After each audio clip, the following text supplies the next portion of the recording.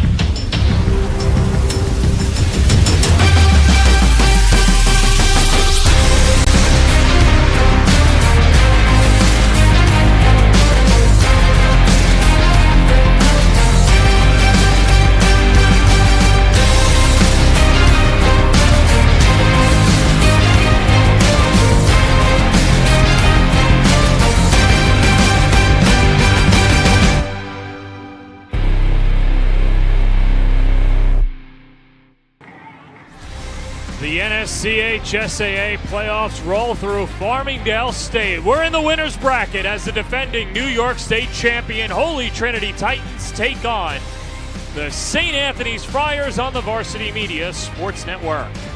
Today's game is brought to you by Blaze Pizza. And a pleasant good evening, everybody. Alongside Rob Anderson, I'm John Perez. As we take a look at the bracket, Holy Trinity on the winning side of things after knocking off St. Dominic yesterday. St. Anthony's in a thrilling win over Kellenberg. And there you see the winner of this game moves on to the final. St. John the Baptist knocked off Kellenberg. They'll take on St. Dominic's tomorrow. And then, of course, the loser of this game will face the winner of that game, and that's how it goes. But how did we get to this point? Let's take a look at the video from yesterday. Game 1, Holy Trinity and St. Dom's as the defending state champs look to get it going against one of the top pitchers in New York State as Victor Frederick, and the Titans jump on him early. Tyler Cook goes shopping at the gap. He's got a triple. That would lead to Andrew Sinclair 2 batters later. He pokes one up the middle, and Don Muccia knocks it down, but has no play as Cook scores, and that makes it 2-0 Titans. Next inning, runner on third for Victor Acosta, who got the start. He strokes it to left. Sean Atkinson scores. The Titans would score another one. That would make it a 3-0 lead for Holy Trinity. 4-2's the score in the top of the 6th. Tyler Cook is made for the big moment. Runners on first and second. He shoots one to left. John Hernandez come on down. That makes it 5-2 Titans. It wasn't Frederick's day. The future St. John's hurler gives up 5 runs, 4 of them earned. 7 hits, he walked 3. Meanwhile, Ryan Chiz on in relief. He was money as he goes the final 3 innings and gets the game-ending double play. Holy Trinity wins it 5-2 as the Titans, led by Cook and Chiz. Sean Atkinson 0 for 2 in the victory as well, and that is Holy Trinity. They set it up against St. Anthony's, and Rob, a thrilling finish against second-seeded Kellenberg, who's now out of the tournament. Let's take a look at those moving images as well as the Friars and Firebirds locking horns in their first game yesterday. And here we go. We pick it up in the top of the first inning. There's St. Anthony, there's Kellenberg, and we're ready to go. Top of the first inning, already 1-0 Friars. Runners on second and third. Adrian Tavares, keep an eye on that name at the plate. Jack Durso gets the strikeout. Jimmy Ernst throws to first, but CJ Alfano takes off, gets in ahead of the return throw. 2-0 St. Anthony. As you move to the bottom of the 4th, now 3-1 the score. Kellenberg has runners on second and third. Mario Kasha down the right field line. Alfano makes the catch. Will Cohen tags up, and the hustle play makes it 3-2. Meanwhile, Kevin Baez got the start, and the senior captain was nails for St. Anthony's. He went 6 innings, allowed 2 runs on 4 hits. He struck out 5. That's the last batter that he would face. Then the fun begins. Bottom 7, John Didenoff for the save. Ryan Langner works the leadoff walk. 2 batters later, Tommy Pasqua, liner to left. That keeps the line moving. So runners on the corners, 1 out. Pasqua would steal second. Because of that, Barcelano decides to put Jimmy Ernst on base. So with the bases loaded for Will Cohen, Didden paint a picture. Big strikeout, 2 away. So it all comes down to Brian Cadu. Base hit wins it for the Firebirds. Cadu hits it on the nose, but Adrian Tavares, the game-saving catch. A catch so nice, we've got to see it twice. Get up, young fellas. St. Anthony's moves on to the winner's bracket. A 3-2 final and an exhilarating victory as Baez the win, did in the save. And Joe Francisco with a 1-for-3 day as well. And what a thrilling finish it was yesterday, Rob Anderson, as St. Anthony's really riding high with that victory. And this is a team that in years past would get the bye, automatically get into that spot. This year, a little bit of a different path, but still, title hopes reign supreme for the Friars. Yeah, you said it. St. Anthony's, it was a thrilling finish. Didn't had them on the high wire act there with those bases loaded. But then the biggest part of the sideshow, Mr. Tavares making a sensational catch. And what a way to end the game. And what a great energy to bring into this one against the defending champions, who showed nothing but poise and excellence yesterday. Did a great job in the field and in the batter's box, on the mound. It's going to be a great game today. There's something about Holy Trinity and this time of year where they really bring their best to play. And the two best players of yesterday's game, as you saw, Tyler Cook and Ryan Chiz, they're going to be our impact players tonight. And Cook says he doesn't know what it is, but he gets the best performance and the best energy at this time of year. Yeah, you said it. Take a look at Ryan Cook. 325 on the year. Chiz 270, but that doesn't tell the story. It's the extra base hits, the ability to drive in runs. Fantastic with runners in scoring position. Chiz, great on the base paths. Cook, just an elite hitter. These two are going to be really fun to watch today. Yeah, and they're going to go up against two of the better hitters in all of the Catholic League. On the other side for St. Anthony's, we featured them yesterday. You saw them in the highlights, as Paul Parcelano will have these two in the middle of his order. Their impact players today, C.J. Alfano and Phil Mazzola. Yeah, the number 2 and 3 hitter, Alfano, sensational 317 average. Didn't get a lot going yesterday, but you could bet he's ready to hit and get hot today. And Mazzola behind the dish, had a hit, scored a run. Really good game yesterday, so it's going to be a lot of fun watching these two, and I have a feeling CJ's going to have a monster game today. All right, from your lips to God's ears, and this is a fun one on the Varsity Media YouTube channel, but of course this game is also being streamed live on Perfect Game TV through youth ball, through college. Watch the stars of tomorrow today. Just scan the QR code to download the free mobile app and take us with you wherever you go. With great documentary content and over 100 live games a year, Perfect Game TV is the home of amateur baseball. It's the Friars, it's the Titans. We're under the lights here at Farmingdale State. Winner goes on to the championship on the Varsity Media Sports Network.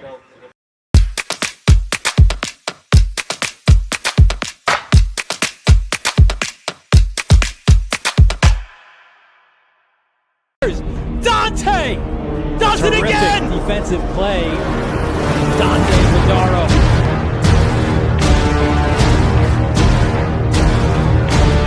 Yellow ties it up. By Yeso steps up and scores.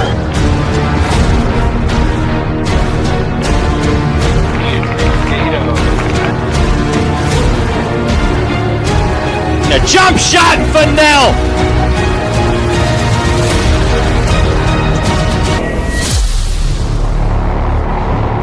High school sports fans, Varsity Media Pass is the exclusive live stream partner of Nassau County Playoffs. For semifinal and championship coverage of boys and girls lacrosse, flag football, and baseball, head to varsitymediapass.com to order. Varsity Media is the home for New York high school sports.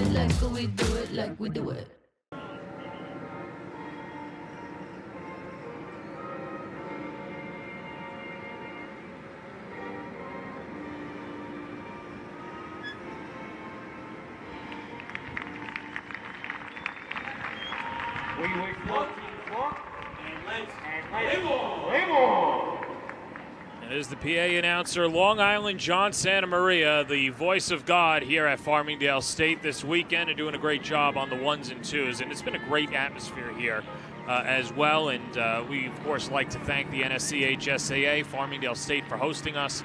And it's been some great baseball as well, Rob. And I think you picked up a new personal driver today, too. I did, absolutely. I want to say thank you to part of the security team here, Andrew, who saw me desperate to get some food between games, and he gave me a ride back and forth. So thank you, Andrew. Farmingdale, nothing but absolutely courteous and wonderful to us. And we also have to say thank you to Blaze Pizza. Today's broadcast is sponsored by Blaze Pizza. Baseball fans, Blaze Pizza is available for catering all over New York City and Long Island through Easy Cater. Use the QR code at the top right corner of your screen to order. As it is the Titans, it's the Friars. And now the Friars, the home team, here tonight wearing the road blacks with the pinstripe jersey. They'll go up against this starting 9, led by Dan Luisi. And it'll be a similar lineup to yesterday. J.J. Alvarez leads it off. Tyler Cook is the hero, batting second. Andrew Hepner and Drew Sinclair, 3 and 4. Ryan Chiz out in right field. Sean Atkinson in center field. Aiden Anel is the first baseman, batting 7th. Jalen Josie in left field. Christian Proveda will hit today. He'll be the second baseman, batting 9th, as St. Anthony's will roll out John Parpis to try and move them on to the championship round. Yeah, take a look at John Parpis here, 4.94 ERA and 34 innings pitched. He had a 4-3 record. Parpis can get the ball all over the plate, does a good job using sight lines, and we're expecting a big game out of Parpis today. It's a team that, for Holy Trinity last year, knocked St. Anthony's out of contention and ended their season, and it was a fun story at that. That game took place at Mitchell Field, and Holy Trinity, a winner go home. Well, they won, and then afterwards, Rob, get ready for this, went home, showered, and then went to prom, the seniors. So what a day to remember for the Titans, who celebrated many times at the end of late May and then, of course, in early June for their New York State title. Gotta love that dedication, right? Being able to, the game comes first, and then we'll get to the prom. And it's going to be a fun one tonight. We're in the twilight, and first game started at 4 o'clock. It was 72 degrees. Now it's dropped 10 at 62. A little bit wind blowing out to left field, but a fairly calm and cool evening. John, the wind might have played a little bit of a factor in that first game in the outfield. Some balls that were misjudged off the bat. We'll see if it affects the game today. And, of course, one last bookend on that prom story. Dan Luisi was okay with moving the game over a day because the NSCHSAA doesn't like to have prom there. Well, he didn't even have a say. His team went over his head over to athletic director Chris Hardart and said, we're playing that game. As Jaden Alvarez takes the first pitch of the evening for a strike, and we're underway. Gotta love that, huh? 100%. They're loving what they're getting out of J.J. Alvarez as well, a smooth fielding shortstop. Yesterday, had a walk, a single, and a strikeout, but reached base, and a couple of stolen bases. He's the ultimate table setter for the Titans this season. Number 11th ranked shortstop in the class of 2026 in New York State's rankings. PerfectGame.com. Just a sophomore, and he does a lot with those feet.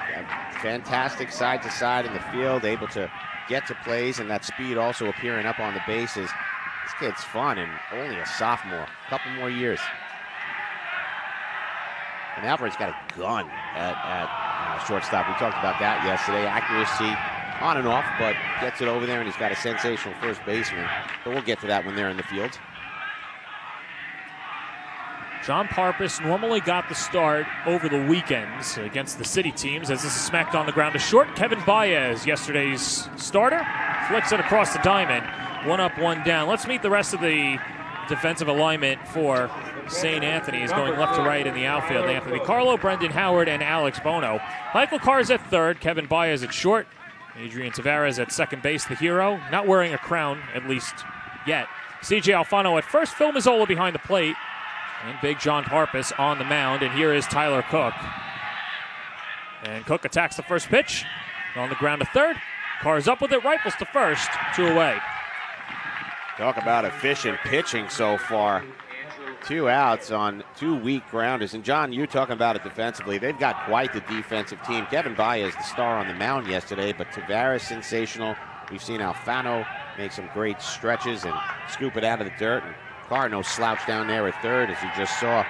Got a great arm across the diamond. This is the St. Anthony's team with a .971 fielding percentage this year, and which means that they're very good. Only 20 errors committed over the course of 24 games now and counting. And a pitch in the dirt to Andrew Hepner, the third baseman, committed to Pace, the future setter. How about that play by Mazzola? Got to say about how good his glove is.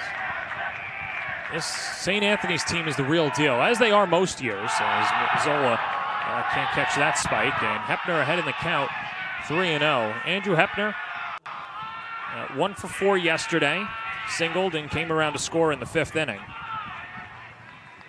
He's also called out on obstruction for colliding with catcher Tom Garrett for St. Dominic. 3-0 on the inner half, and much needed strike for Parpus. 3-1. John, I love these St. Anthony uniforms. They're really sharp. Me too. 3-1. Foul tipped. And the counts run full. Making use of those pinstripes. Got a little like Padres beats the Pirates type of thing going on there. They look real good out there. I like the solid black. It's like the White Sox City Connects as Hepner lines that one foul down the left field line. Yeah, they give you like that City Connect vibe for sure. Really sharp. Good job, St. Anthony's. You could pick out my wardrobe. Well, they do a lot and do a lot of things well over at St. Anthony's. Parpus delivers low, ball 4, and Holy Trinity with a 2-out base runner. So after getting through the first 2 batters on 3 pitches, Hepner takes him to a full count and is over at first base. Good way for him to start. And Hepner, not much of a base stealing threat, was 1 for 2 on the regular season. Here's the future Purple Knight. Drew Sinclair takes a breaking ball off the plate, and there's been nobody hotter than Drew Sinclair coming into the playoffs, as Sinclair hitting .417 in the final 5 games of the regular season. A couple of extra base hits and 2 RBIs. He's got a lot of power. Sinclair opened up the scoring in the first inning against Victor Frederick. That infield single was just out of the reach of Dom Muccia at second. That chased home Tyler Cook. After a nice triple by Cook. So they got it started early in the last game. We'll see what they can get done here. If big Andrew Sinclair can get something going. Coach said that Sinclair, who said it yesterday, put a lot of offseason work into getting his body in shape and turning into that cleanup hitter that they've wanted. Parpus pitching in his first game since May 11th when St. Anthony's ended the regular season against Zavarian. That's in the dirt, skips past Mazzola, and Hepner on his horse makes a huge turn at second and slams on the brakes.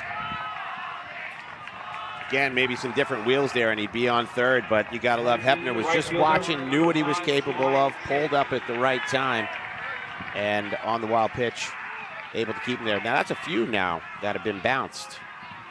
Yeah, and control's been an issue for Parpus over his last few starts. He had 5 walks issued against Zavarian, and then on the 4th against Poly Prep out in Brooklyn, delivering 4 walks, and then last pitched against Lehigh. That was a 4-1 win over Lehigh, which technically a non-league game, but also 4 walks in that one. And it's really been coming to a head as here comes Ryan Chiz, one of the heroes in yesterday's victory. I was going to say, you know who I don't want to see at bat right now if I'm St. Anthony's? Ryan Chiz.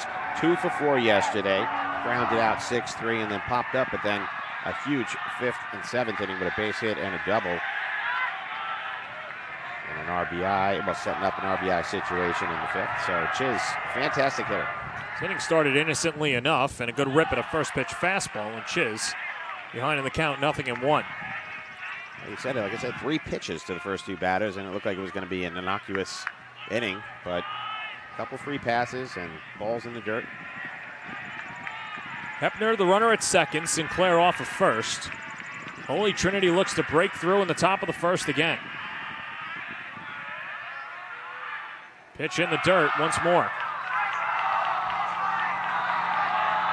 So it looks like nighttime is starting to come upon us as we are again in that twilight part of the evening. Lights on here at Farmingdale State College.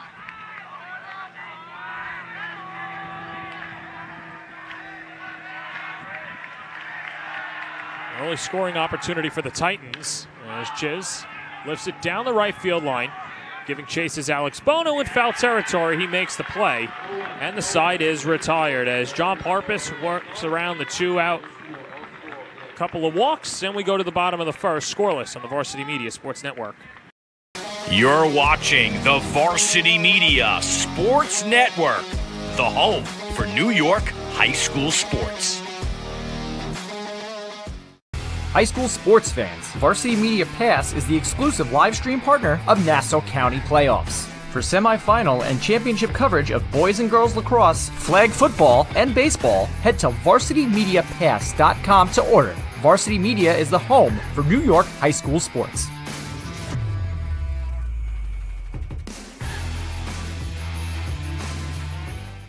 Hey sports fans, did you know Varsity Media live stream broadcasts get viewed by college coaches nationwide? Through our announcers' storytelling and insight on your athletes, we can help your players get an edge on college recruiting. Find out how by reaching out to Varsity Media today, 516-403-2050, or email ben@varsitymedia.net.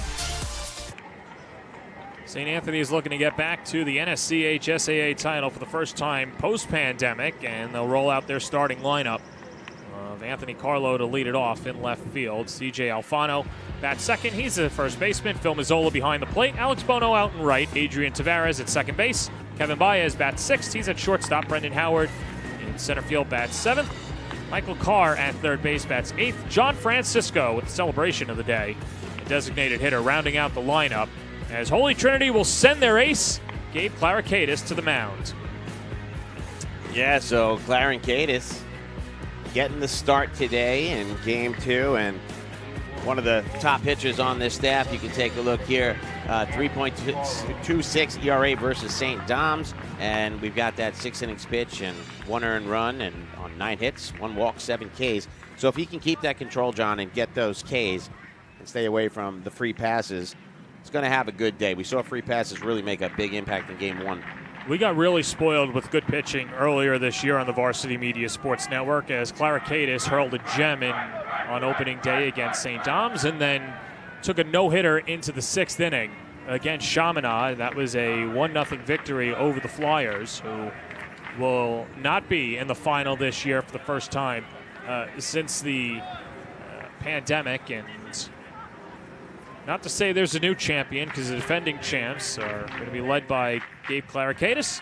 And Anthony Carlo steps up to the plate to start it off for the Friars. Carlo, a junior out of North Belmore, hit .479 in the regular season, 2 home runs and 6 RBIs. And the first pitch from Clarikaitis is high for ball 1.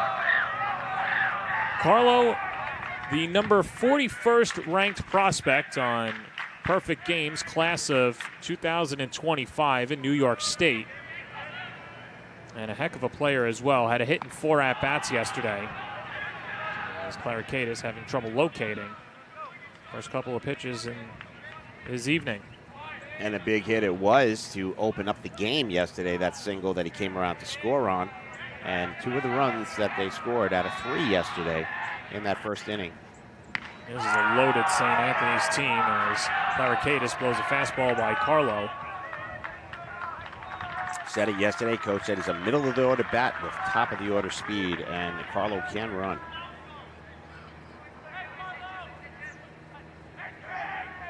Two-one. Tag right down the middle, and Clarikaitis with back-to-back strikes. Yeah, and he can get it up into those mid-80s, and that one had a little juice on it there. So St. Anthony's team's going to have their hands full if he's on. Gabe Clarikaitis is headed to Malloy after he graduates, and a great program there as well in the Super Regionals once again. Whatever's in the water in Rockville Center, Joe Fucarino has gotten the secret sauce over for the Lions. Another ECC championship. They're in the Super Regionals. They're hosting again. They've just been the preeminent team in the Northeast. Here comes the 3-2. Skied in the air, shallow right. Going out is Christian Proveda. He makes the catch on the back pedal, one away. So Proveda, the second baseman, and let's meet his compadres out there on the field as a defensive alignment for Holy Trinity. Jalen Josie, Sean Atkinson, and Ryan Chiz. Aiden Anello at first base. Proveda's at second. J.J. Alvarez at short. Andrew Hepner in the hot corner. Tyler Cook behind the plate with Clara Cadis on the bump. And John, a lot of speed defensively on this team. Josie can fly in the outfield. Chiz can fly in the outfield. Alvarez, a speedy shortstop. Having wheels like that on both sides is excellent.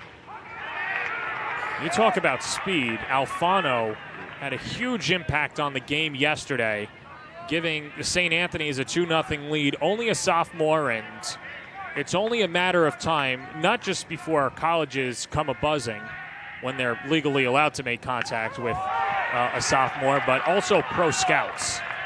He's been all over the top publications, including Perfect Game, and a 5-tool player in the making. But Clara Cadis ahead in the count, 0-2. And a fastball darts outside. It's 1-2. Yeah, you said it, and it was a Kellenberg team, Durso, who did a really nice job stymieing Alfano. He got the hit-by pitch, came around to score in the first, and then was hitless in the next 3 at-bats. They did a really nice job, but I got a feeling today we're going to see some heroic moments out of number 24. And he spoils it foul, and, you know, the one thing, too, here, Rob, you mentioned it here. Yeah, okay, he didn't have, 3 hits in the game, and even though he's starting to tear the cover off the ball, the key is just to keep him off the base paths.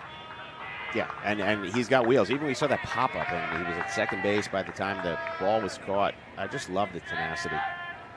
1-2, and Clara Cadis, if you know anything about Gabe Clara Cadis, a lot of moxie, and he'll challenge the hearts of the order. And you have to imagine a little bit of pride, obviously, for himself, but then also going against some of the young guns out there as well. 2 balls, 2 strikes, 1 out. And a curveball stays outside. It's 3-2. So unlike his counterpart, who 3 pitches got the first 2 outs, he's run the count full twice to the first 2 batters. Carlo seeing 6 pitches and 5 so far for Alfano. Payoff pitch. Challenged him with a fastball, and Alfano spoils it. Like you said, you take a look at Clarence Cadis and just his posture. He looks like he's ready to deal, unfazed by everything, no intimidation at all, and challenging batters. Clarence Cadis, the low set. 3-2 pitch. And in the air, shallow left. Going out is Alvarez. Josie is there as well, but Alvarez will take it 2 away. Alvarez doing his best left field impression. He kept pedaling back, didn't get called off. And that tells you, John, how much confidence they have in that young man. And then you also got to tip your hat to Clarence Cadis. Got him swinging out of the zone, both of them in full counts, 2 weak pop-ups. And you mentioned the speed. Well, Alvarez and Proveda both ranging out, the middle infielders for Holy Trinity. As here's Phil Mazzola, the 3-year starter and junior catcher for St. Anthony's. Yeah, Coach said he's an excellent student as well as athlete, and guy he can trust. Smart, and that's why he's playing in that catcher position. 6'2". 349 in the regular season, 2 home runs, 16 RBIs.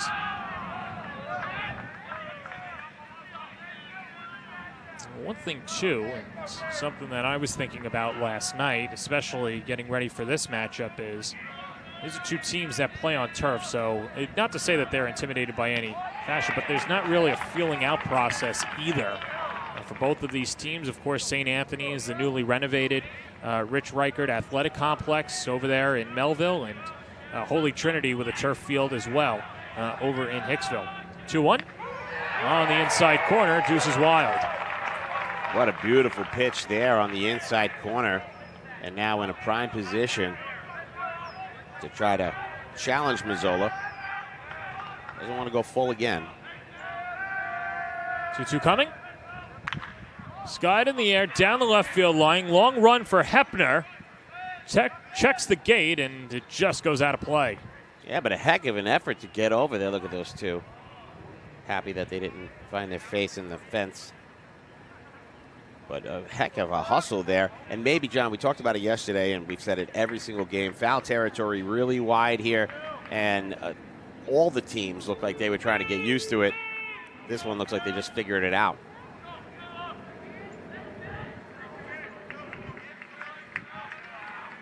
It was a big issue for the corner infielders yesterday, particularly the third baseman in game one. 2 balls, 2 strikes, 2 outs. The pitch. It's got in the air out to center field. Atkinson lines it up, and a 1-2-3 inning for Gabe Clarikakis. Game on. We go to the second on the Varsity Media Sports Network. You're watching the Varsity Media Sports Network, the home for New York high school sports. Varsity Media offers live streaming services for any sport. With human beings behind the camera, you can expect the proper coverage angles during each game. We offer customizable options such as live scoreboard, multiple cameras, instant replay, graphics, and even announcers. Find out how you can save $100 off a live stream package with Varsity Media by calling 516-403-2050 or email ben@varsitymedia.net. Move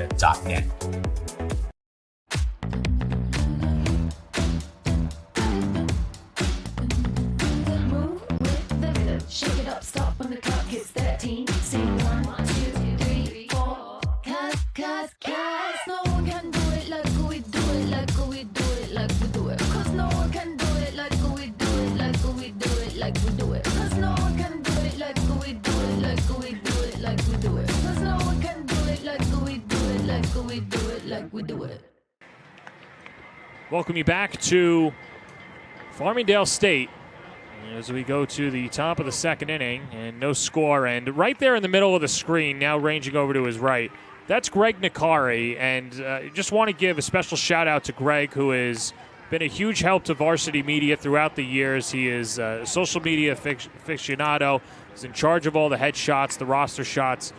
Really a dream's dream of they don't have sports information directors over there, but Greg has helped us out this postseason, not just for baseball, but of course for all sports over at St. Anthony's. And there he is in the shades on the right. He might be hiding behind the pole. And, you know, you always get those players that are behind the scenes and doing stuff. And Greg, a good person to have. So thank you to him.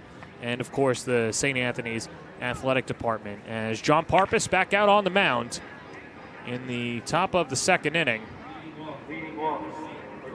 And it'll be 6, 7, 8 due up for the Titans, and Sean Atkinson will lead it off, the center fielder, as Parpis worked around 2 2-out walks in inning number 1. Yeah, he did a nice job getting out of there, and, you know, looked like he was losing the strike zone for a certain portion after, again, getting those 2 quick outs, but settled down and got himself out of it. Now we're going to see Sean Atkinson, who was one of the scorers yesterday in the game. He was 0 for 3, but hit by pitch and came around to score in the second inning. Had a sac fly RBI in the 5th, so getting it done. Oh, and that one just a bit outside. Inside. Good thing there's no mascot behind the plate. Yeah, that one was really wide there, but Atkinson ducking out of the way. A lot of hit by pitches in the last game, so hopefully none of that here. 1-0 off the back, and Atkinson will trot over to first. Do I play lotto now? That was something. Might have had the easiest odds, too. So 2 pitches that were way off the mark there, and a runner at first with no outs, and Atkinson another one with some wheels over there.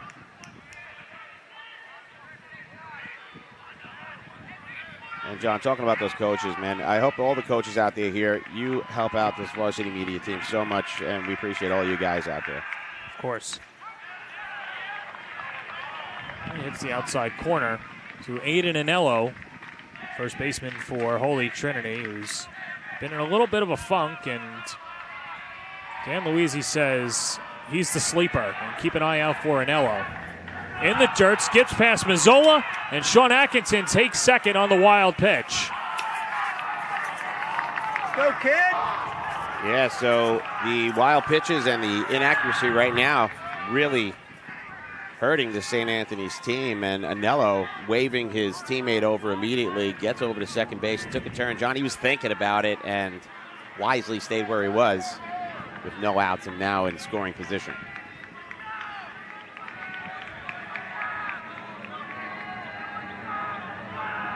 St. Anthony is expecting a bunt as Alfano pushes in at first. But Anello swinging, drives it to the gap, left center field, chasing back Howard. He's going to go a long way, and it's going to bounce over his head and two-hop the wall. Atkinson rounds third. He will score. Aiden Anello, the sleeper, puts Holy Trinity in front 1-0. You said it. This is one of the tough, gritty kids that there gives great at-bats. Parpus in a position where he had to throw a strike, and he does, but it gets laced into center field, and it was Howard on his horse right out of the gate. I mean, John, he gave chase as best he could. Thought it might bounce over for a ground rule double, but hit the fence and stayed in the park, but good for 2 bags, and it is now 1-0 for the defending champs. Yeah, Howard usually covers a lot of ground, but that ball was tagged. As here's Jalen Josie. Attacks the first pitch, pounds it on the ground, third base side. Carr's up with it, rifles across the diamond, 1 away. Good job looking back the runner there. Josie really fast, so to have time to check on the runner at second and make that play across the diamond, impressive by Michael Carr. And we talked about his glove earlier. Yeah, and his glove, the big reason why Carr has been called up, and he's had that third base spot for St. Anthony's this year, and really the maturity has kept him on the big squad. Here's the number 9 hitter, Christian Preveda, runner in scoring position and 1 out.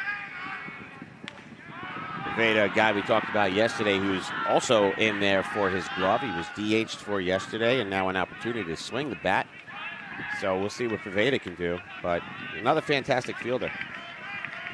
Well, Preveda was called up early on in the season. Dan Luizzi looking for the right fit at second base, and Preveda's glove is giving him that opportunity. The bat hasn't come around yet, as Mazzola smothers another one. And Phil Mazzola's been tested early behind the plate. For sure, he's had his work cut out for him, but doing a heck of a job blocking the ball, getting down, and keeping it in front of him, other than the ones that were absolutely impossible. But the thing that concerns me with Parpus, too, is that he's missing down, missing high. He's got to really just calm, settle down here. 1-1 in the dirt again, and the biggest thing, too, Rob, is that he's spiking fastballs, which is a cause of concern, but also makes it that much more difficult and prone to a wild pitch. And that's why Mazzola, as good as he's been, can have some difficulty because it's not a softer breaking ball or changeup. Especially coming off the turf the way that it does. And I got to think if he keeps bouncing and loses another runner, another hitter, we're going to wind up seeing a mound visit. Well, Preveda ahead in the count, 3-1. Only Trinity already with a run on the board. The RBI double by Aiden Anello. He's got to challenge him here. If he walks him, I got to think you got to go out there and talk to him and see what's going on between the ears. Sometimes just a matter of settling him down. And we know that Mazzola handles his pitches very well.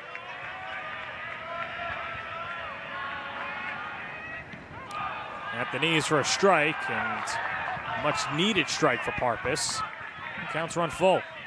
Yeah, the low strike there, and Preveda thought that he had it, and a couple of very loud Holy Trinity fans laughing, saying, "Hoo, hoo, hoo." I didn't like that call. What did they say? Green Giant. Payoff pitch off the foot of Preveda. We'll do it again. All right. So Preveda hanging in there. That's what he wants to do. Again, he didn't have any at-bats yesterday, but does a heck of a job out in the field. And, man, I'll say Trinity really, really wants to try to get that runner across. Of course, you do every time, but 2-0 feels like a nice lead with the way that Clarence Cadis was dealing. Preveda hitless in his last 8 at-bats. The runner in scoring position, the pitch, stays alive. Boy, he mad. He gave him a freebie there. He's hopping up and down. He just gave him a freebie on an inside pitch. He's not happy with himself. I get it. You want to protect the plate, but he recognized just gave Parpus a little more life. Medium-sized lead off of second by Anello. Parpus takes a peek over there. And the 3-2 pitch. Chopped on the ground at third. Carr's up with it, checks the runner again, and slings it to first, 2 away. Another smooth fielding play there by Carr, and I love it. You know, he has so much confidence in his arm. He just takes his time, looks back the runner, gives it enough time, and it had him out by a mile. As you take a look here, nice little chopper. It's slow. Scoop, check, rifle. And a slide that I hope the first base coach said, please never do again. That's a dangerous play, and it wasn't close. On top of the order, here's Alvarez. Drives the first pitch into the gap in left center field. Howard a dive. Can't make the play. It rolls all the way to the wall, and Alvarez can run for days. Anello comes in to score. Alvarez is thinking 3. He's got an RBI triple, and Holy Trinity goes in front 2-0. What an impressive hit right there. With 2 outs, Jaden Alvarez smokes one, and it's Howard laying out for it again, but just couldn't get there. Take a look at it, John. It just drops in. A really tremendous effort by Howard. And I mentioned it in the other game. Carlo just not getting a good angle on it to really back up his center fielder, kind of running straight, rolls to the wall, and I'll tell you, you know that young man, Alvarez, is not thinking too. That triple is our Speed Island play of the game. Improve your speed today with Onyx Salva and the gang over at Speed Island, located in Garden City. Book a session today at speedislandny.com. 2 runs home in the second. Here's Tyler Cook. And takes a fastball for a strike, 0-1. And we failed to mention it because Alvarez jumped on that ball so quickly, but they've now flipped through the order. It's Alvarez's second look at Parpus, and now Cook's second look at Parpus in only 2 innings. Grounded out to third in his first at-bat, and Tyler Cook taking his talents to Troy, and he had 2 missions over the offseason. It was to get in better shape, put on 15 pounds of lean muscle, and then also have better plate discipline. Strikeouts are down from a year ago as he hits this one out to short. Kevin Baez is up with it, and the inning is over. An RBI double by Aiden Anello and an RBI triple by Jaden Alvarez as Holy Trinity gets around on John Parpus going to the bottom of the second. 2-0 Titans on the Varsity Media Sports Network. You're watching Varsity Media, the premier high school sports network in New York.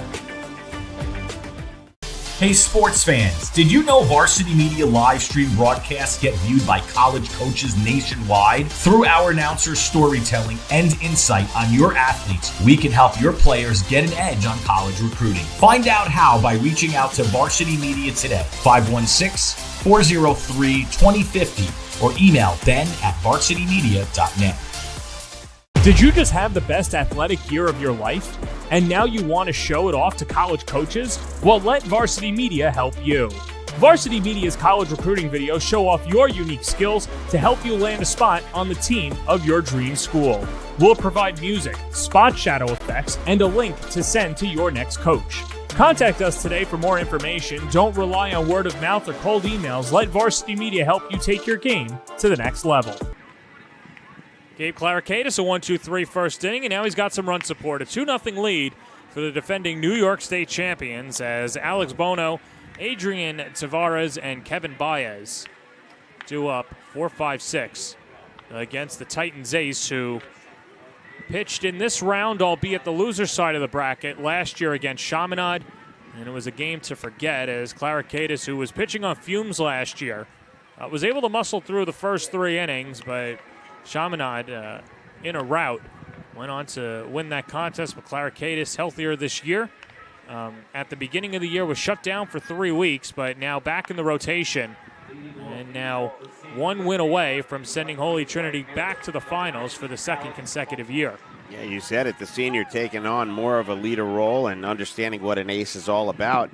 And you saw in the first inning, got all 3 batters out, all on pretty weak fly balls, very playable. And we saw it, and with that fly ball to center field, he didn't even look to see that it was going to be caught by Atkinson. He just started strutting right into the dugout, and that tells you a lot. If I'm on his team and he walks like that, I know that he's got confidence in me. It's going to make me want to work that much harder. Yeah, and it just energizes the whole group, and this has been a tight-knit group over the last 2 years, particularly the returners. Now, Holy Trinity did lose a lot talent-wise from last year. You're losing Sebastian Velasquez, Nico Quiros, but you return Tyler Cook, Sean Atkinson, Andrew Hepner. This team is locked and loaded, and Rob, they played like a team that was the defending champs yesterday and took it to the quote-unquote new kids on the block, St. Dom's, the top seed. You said it, and we had mentioned out of the gate that they just looked like a team that had been there. There was some nerves on the other side of the ball, and Holy Trinity just, again, it's poise. You know, it's when you get to the show like that and you win it, you understand it on a different level, and a lot of these young men returned. Gives this one a drive out to right center field. Sean Atkinson in the gap makes the play. Second straight put out for Atkinson, and there's one down to begin the second. Yeah, it's 4 in the air so far. Good contact, but it hung up there. And again, we talked about that with this Farmingdale field. The ball does tend to get caught up a little bit. And Atkinson doing a nice job getting under it. And I love that Chiz just kind of like followed what was going on, backed off when it was called off, and good communication there by those two in the outfield. This will bring up Adrian Tavares, the second baseman. Lines the first pitch down the left field line, and this could be extra bases. As it's played in the corner by Jalen Josie, he comes up firing. Here's a throw to second. Not in time. Tavares gets in by a hair. You said it. I mean, a great knock down the third base line that you thought he'd have that double standing up, and a heck of a throw out there by Josie. Look at this one, John. It's ripped. A beautiful hit, pulls it, and again, Josie's speed gets there, and he throws a strike. It just took that high bounce and unable to make the tag, but much closer than I thought it was going to be. So here's Kevin Baez, one of the heroes for St. Anthony's yesterday. Picked up the victory after going 6 innings in the win for the Friars. Representing the tying run, and the fastball is outside for ball 1. And we showered a lot of praise on the infield, but I have to say, I think so far, and I hope this doesn't offend anybody, this Trinity outfield is the best defensive outfield that we've seen. All 3 of them really fast, get to the balls, good judgment, and really good arms. No, you said it. It helps when you got 2 pitchers out there as well.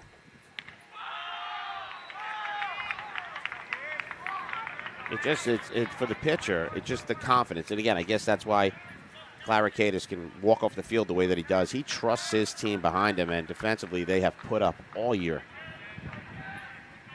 So Kevin Baez looking to try to drive one across and cut this lead in half. At the belt for a strike, 2-1. Really pretty pitch, found its way over the heart of the plate there, and then tailed off a little bit and caught the end.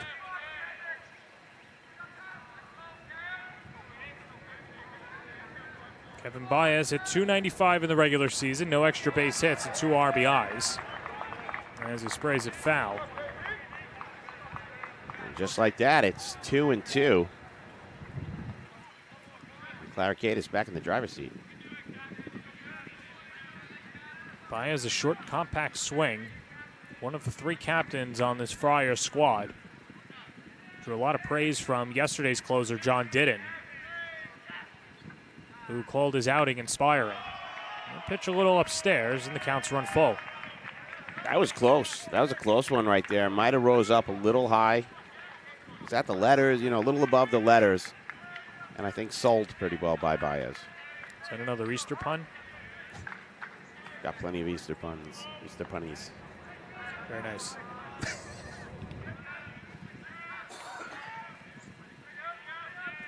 All right, let's go, Baez. What do we got here? 3-2. Claricaitis checks the runner at second. Not once, but twice. And the hand is risen, and timeout is granted. They're allowed to do that as much as they want. You pointed out the other day, it's not the major leagues. They can step out of the box and get time. Baez, second time in this at bat doing so. Although we are starting to see the pitch clock and disengagements trickle down to college baseball. As Baez, good at bat, works the 1-out walk. And now the Friars will have runners on first and second for Brendan Howard. Yeah, you said it. Do you think it'll ever come down to the high school level? The biggest difficulty is going to be how they put it on the scoreboard. And so, you know, it all comes down to facilities. And I don't think it will, for the simple fact that, you know, there's only 8 states in the United States that use a shot clock for basketball, high school basketball. So if you're not going to do it for all 50 states in basketball, you're not doing it for baseball. Line to left, a dive. Jalen Josie makes the play. Man, we said it. What a great outfield. Josie doing a beautiful job on the hit to get the ball in and fire strike to second. And let's look at this one. Off the bat, he read it perfectly. The ball smoked, doesn't have much hang time, and watch this. Boom, on the knees, controls it, keeps it in the basket, and got up ready to throw. Man, Jalen Josie having a heck of a game so far. Number 4 ranked outfielder in New York State by Perfect Games rankings. And a king-size second out as this brings up Michael Carr. And a curveball drops in, 0-1. Good pitch there. Carr really close to the plate and inside the box there. So the pitches that sometimes look like they might be far in or over the plate. Tavares leads off of second, Baez off of first. Carr's the go-ahead run. Curveball, a little bite, but doesn't take enough of that inside corner, and it's 1-1. Yeah, just missing, but I love that he's challenging inside. Try to get something off the fists.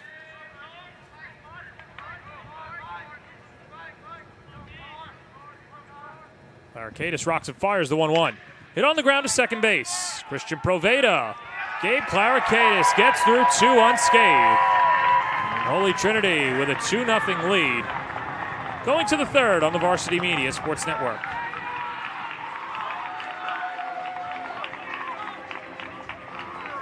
You're watching Varsity Media, the premier high school sports network in New York.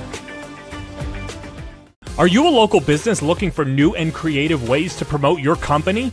Varsity Media offers affordable rates that can get your message across to a demographic of 18 to 54 years of age. Our follower base across social media is over 50,000 strong, and our viewership numbers per game are in the thousands. Don't blow your advertising budget on old staples like TV and radio media. Reach out to Varsity Media to get the best bang for your buck.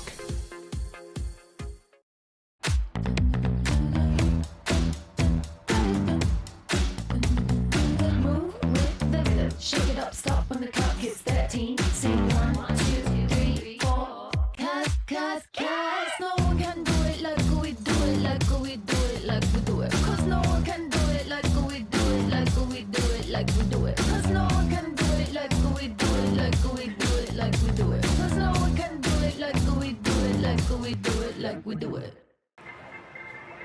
Welcome you back to Farmingdale State. We go to the top of the third inning. A 2-0 lead for Holy Trinity as there is one of the Hillmen and nobody on the hill with Kellenberg out. So is the Hill people and the Mountain Men.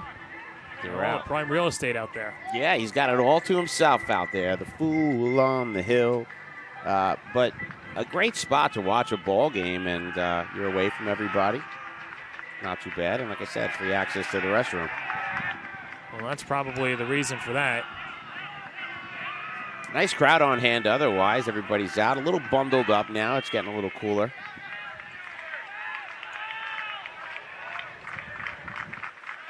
One-0. Chopped foul, third base side. And the count 1-1 to Andrew Hepner, who drew a walk and stranded at second on the wild pitch, but Holy Trinity once again jumping on a starting pitcher, tagging him for 2 runs in an inning. Giving their pitcher some run support.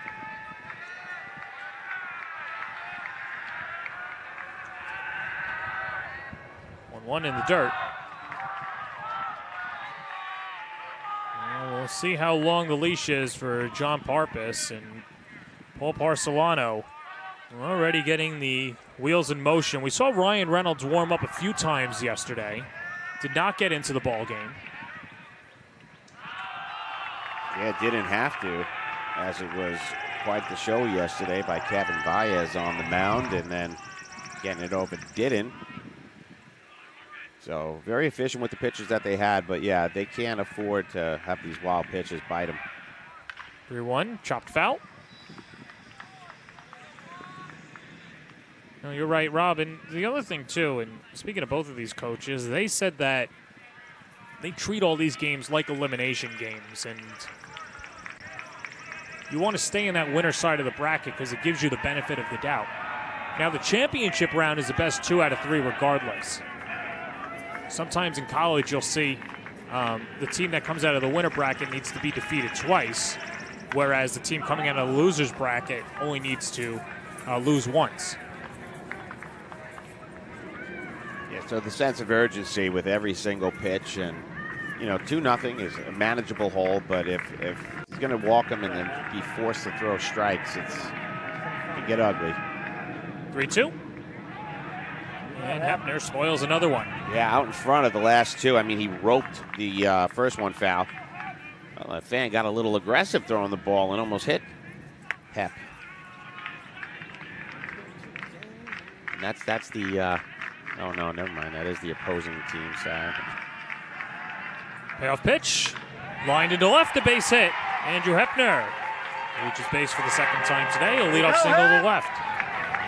Didn't that feel like it was inevitable? I mean, he slashed 2, foul down the line, and literally just finally straightened it out, found the hole, and a really nice piece of hitting there. Ran the count full again, so they'll work in the count, and a nice hit there as Hep pulls into first.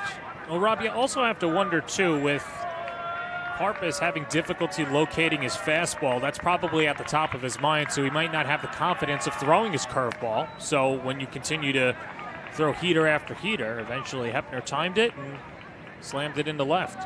Yeah, he almost felt like, even with that Anello at bat, when he roped that double, like he kind of forced the strike. He didn't want to bounce anymore.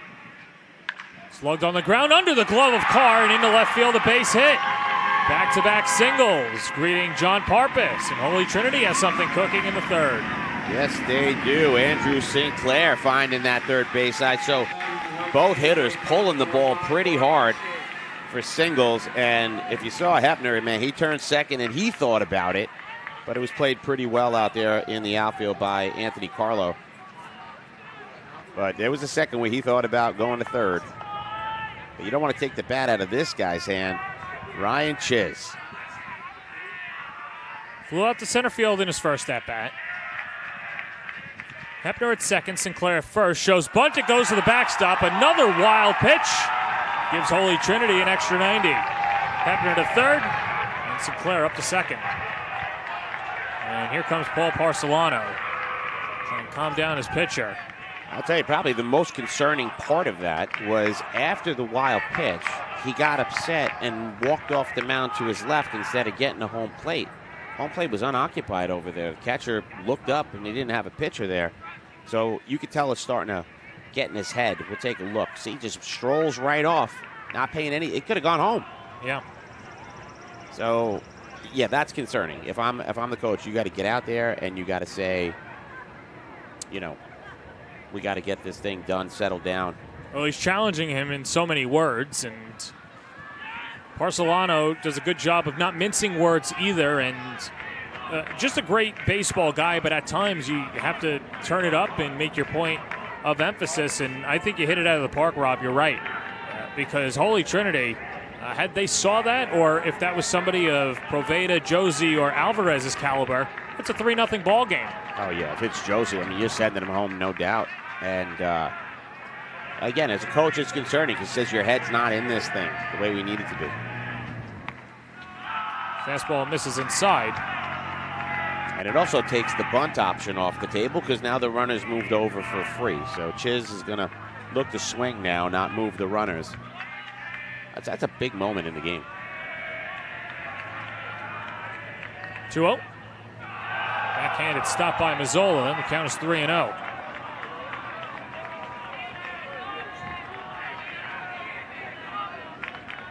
See if Ryan Chiz is given the green light, but at times, Rob, it can be so lonely out there on the mound. And for Chiz, he's in the driver's seat. It is open at first base, so it's not the end of the world, but you really want to try to get this out. A big 0 up there so far. 3-0 on the inner half, 3-1. Chisel's taken all the way there, and you kind of have to, but with a hitter of his caliber, swinging away at something like that when you know he has to throw a strike, the pressure's on. If you see a good one here, I hope Chiz takes a good cut. Oh, he doesn't. It hit him in the dome. And Chiz will shake it off and trot over to first. Porcelano comes out. The day is done. The concern for Chiz, though, with a high and tight fastball. But control being an issue for Parpis today. Walk 2. 2 hit-by pitches, and the big blows coming from Aiden Anello and Jaden Alvarez. As it'll be Lucas Abatiello to go out to the mound for St. Anthony's. And we'll get it all settled when we come back on the Varsity Media Sports Network. You're watching the Varsity Media Sports Network, the home for New York high school sports. High school sports fans, are you following Varsity Media on our YouTube channel? For the best coverage of New York high school sports, make sure you head to youtube.com/varsitymedia. 3 easy steps. First, hit that like button, and then be sure to subscribe. And finally, tap that yellow bell to be notified of all of our upcoming sportscasts. Thank you for following Varsity Media on YouTube. Hey sports fans, did you know Varsity Media live stream broadcasts get viewed by college coaches nationwide? Through our announcers' storytelling and insight on your athletes, we can help your players get an edge on college recruiting. Find out how by reaching out to Varsity Media today, 516-403-2050, or email ben@varsitymedia.net. Are you a local business looking for new and creative ways to promote your company? Varsity Media offers affordable rates that can get your message across to a demographic of 18 to 54 years of age. Our follower base across social media is over 50,000 strong, and our viewership numbers per game are in the thousands. Don't blow your advertising budget on old staples like TV and radio media. Reach out to Varsity Media to get the best bang for your buck. Did you know Varsity Media now offers action photography for all sporting events? Available for individuals or teams, we'll send dedicated photographers down to field level to capture your best moments. Our rates are affordable, and our photos will leave you with lasting memories for a lifetime. Contact us today, mention this ad, and get $25 off your first order. Email ben@varsitymedia.net or call 516-403-2050.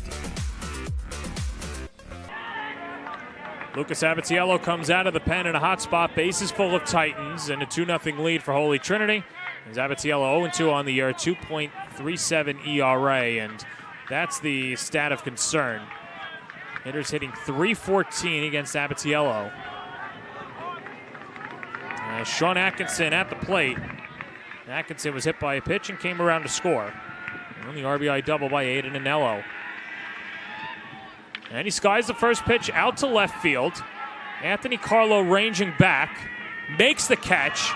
Hepner tags at third. The throw goes to third. It's a sac fly for Sean Atkinson, and the Titans go up 3-0. And a good spot there by Atkinson. First pitch swinging. Get to Abatiello. And that one will be charged to Parpis. Take a look here. That was skied, and you knew that there was going to be enough on it as it just continued to drift back. Nice positioning there by Carlo to get his feet set, but threw the ball into third base. Didn't even want to take the challenge at the plate.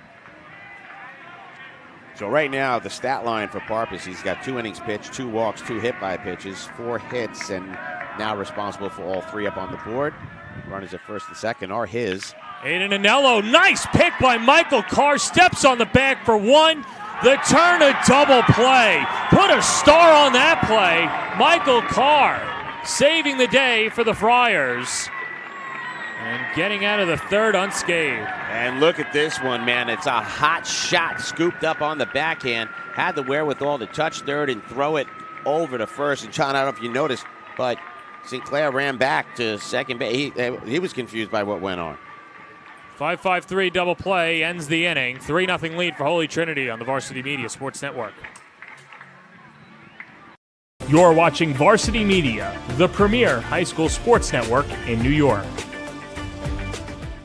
Hey sports fans, did you know Varsity Media live stream broadcasts get viewed by college coaches nationwide? Through our announcers' storytelling and insight on your athletes, we can help your players get an edge on college recruiting. Find out how by reaching out to Varsity Media today, 516-403-2050, or email ben@varsitymedia.net. Did you just have the best athletic year of your life? And now you want to show it off to college coaches? Well, let Varsity Media help you. Varsity Media's college recruiting videos show off your unique skills to help you land a spot on the team of your dream school. We'll provide music, spot shadow effects, and a link to send to your next coach. Contact us today for more information. Don't rely on word of mouth or cold emails. Let Varsity Media help you take your game to the next level. Welcome back to Farmingdale State. Gabe Clarikakis almost through the order. He'll face 9-1-2 against St. Anthony's in a 3-0 lead. This game, of course, being simulcast on Perfect Game TV. So, with that said, let's see where the Titans rank on Perfect Game's rankings. And led by Tyler Cook, their catcher. Jalen Josie's already made a great play, and J.J. Alvarez, a fantastic shortstop as well. Holy Trinity's not just fueled to win now, they're fueled to win in the future, Rob Anderson. They absolutely are, and like you said, Josie and Alvarez, just little speedsters out there. You gotta love the way they play, and what a luxury for any coach. When you create chaos like that on the base paths and have that defensive ability, it's fantastic. And of course, Cook, the senior of the group, and enjoying his time with those young prospects. Here's the senior, John Francisco, 286 in the regular season, a double and 13 RBIs, a designated hitter for the Friars.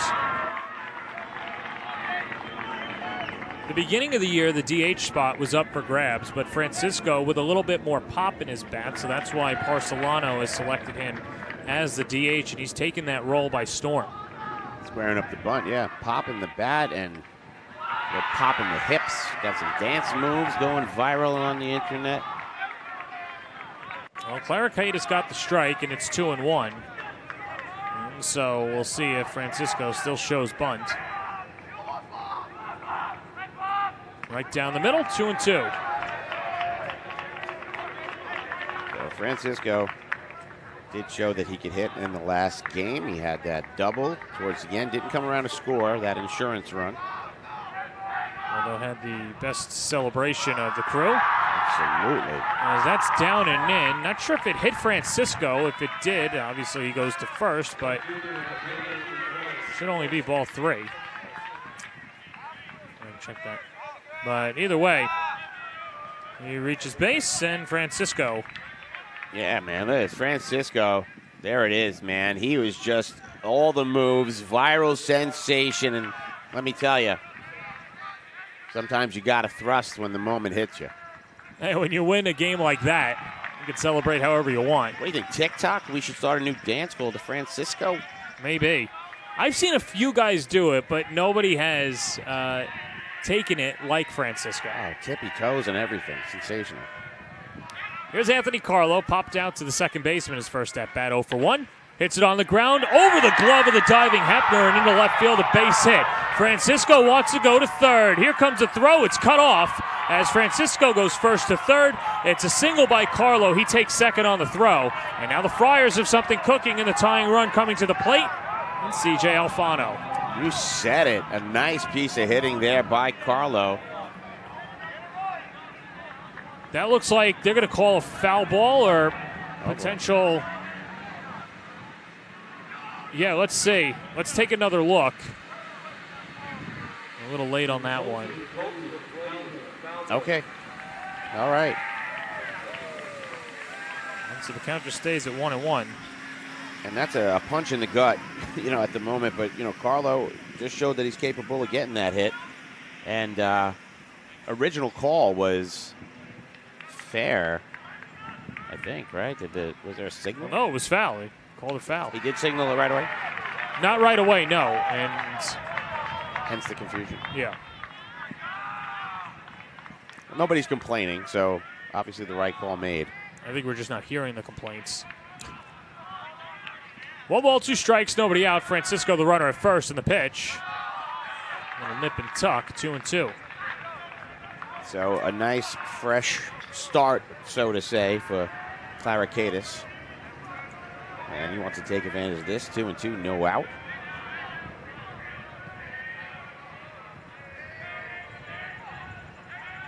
Two. Knuckles up in the dirt. And gets far enough away from Cook as Francisco takes second. So a small consolation prize. St. Anthony still gets a runner in scoring position and a payoff pitch upcoming to Carlo.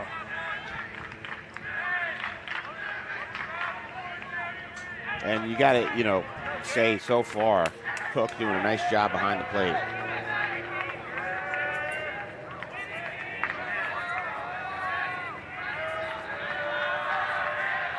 Claricaitis taking a huge breath. He's home with the payoff pitch. And pop foul over everyone behind us. And we'll do it again.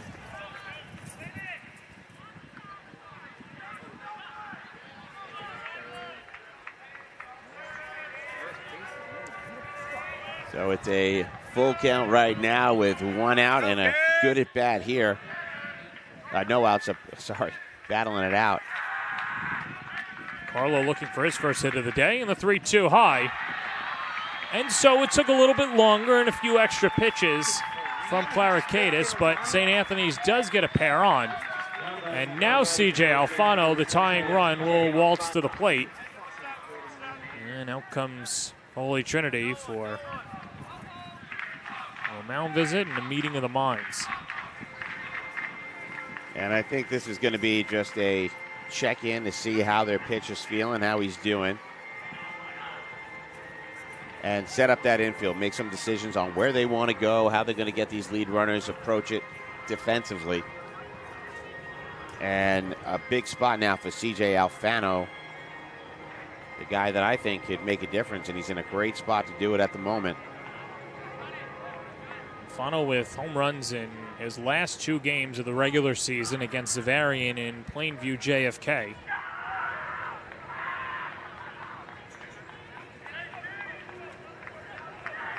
C.J. Alfano was hit by a pitch and 0 for 3 yesterday. He did come around to score and see what his legs can do and what they bring to this offense. Francisco off of second, Carlo off of first.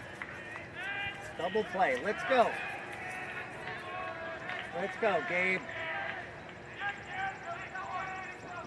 And the first pitch at a low, 1-0. Yeah, that one down. And right now, the concern is that Claricaitis' control has just not been pretty solid this inning.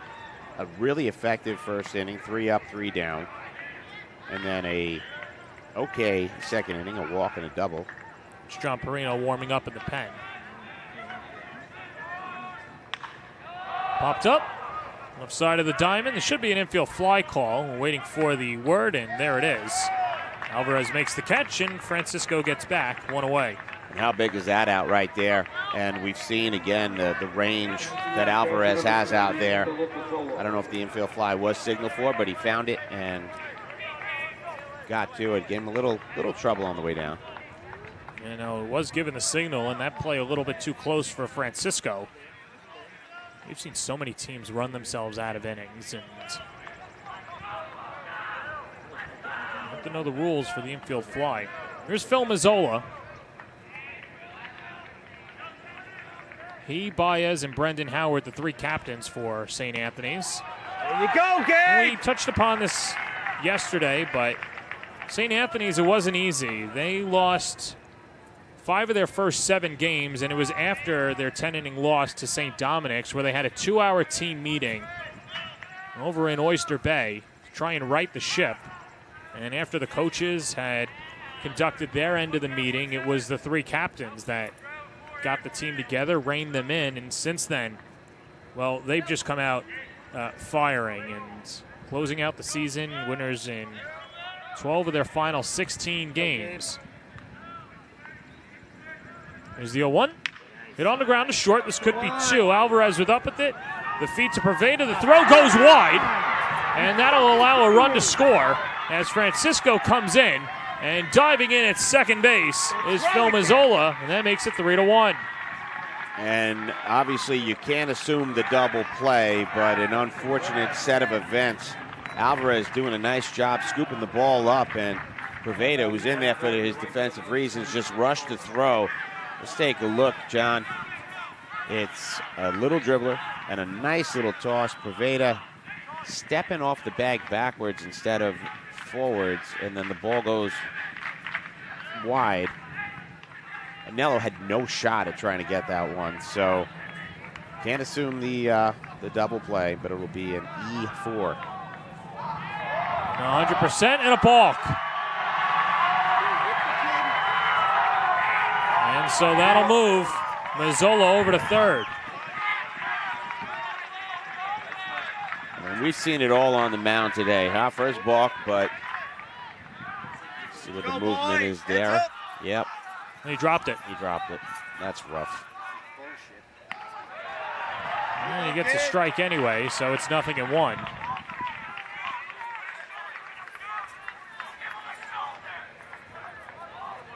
So now it's a 3-1 ball game. Claricadis dealing. And straight foul. 0-2. So 3 walks in 3 innings right now and a balk.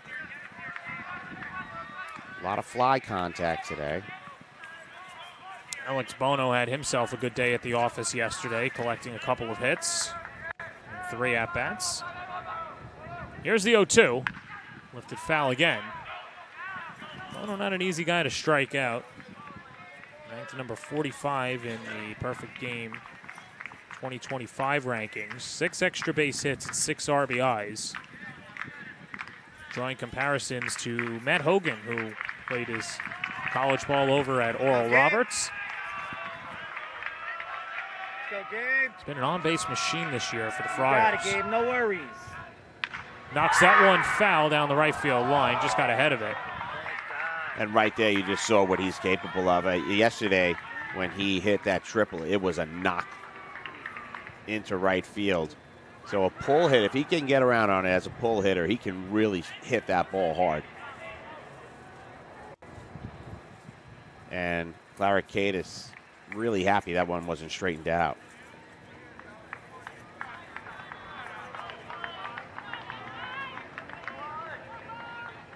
Well, with Claricadis being shut down for 3 weeks, his stamina is just not there, and so it's just a matter of if he can get through 3, possibly 4. John Perino's been warming up in the bullpen for the Titans.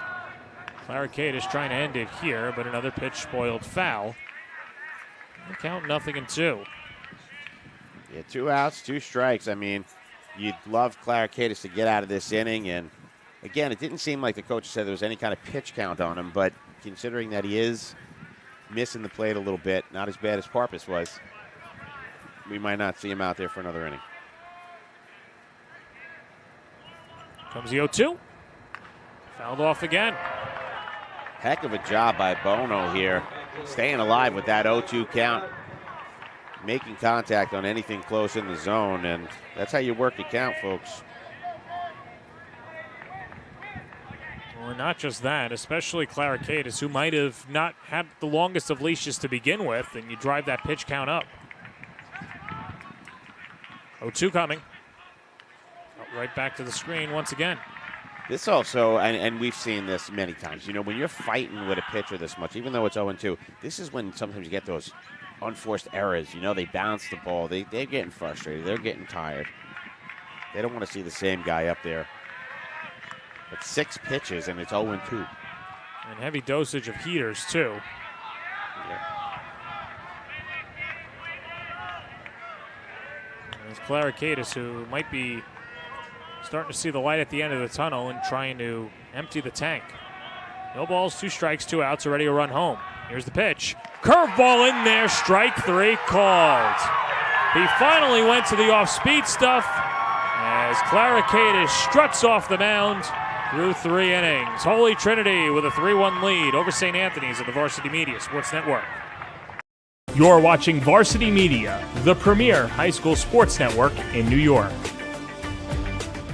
Are you a local business looking for new and creative ways to promote your company? Varsity Media offers affordable rates that can get your message across to a demographic of 18 to 54 years of age. Our follower base across social media is over 50,000 strong, and our viewership numbers per game are in the thousands. Don't blow your advertising budget on old staples like TV and radio media. Reach out to Varsity Media to get the best bang for your buck.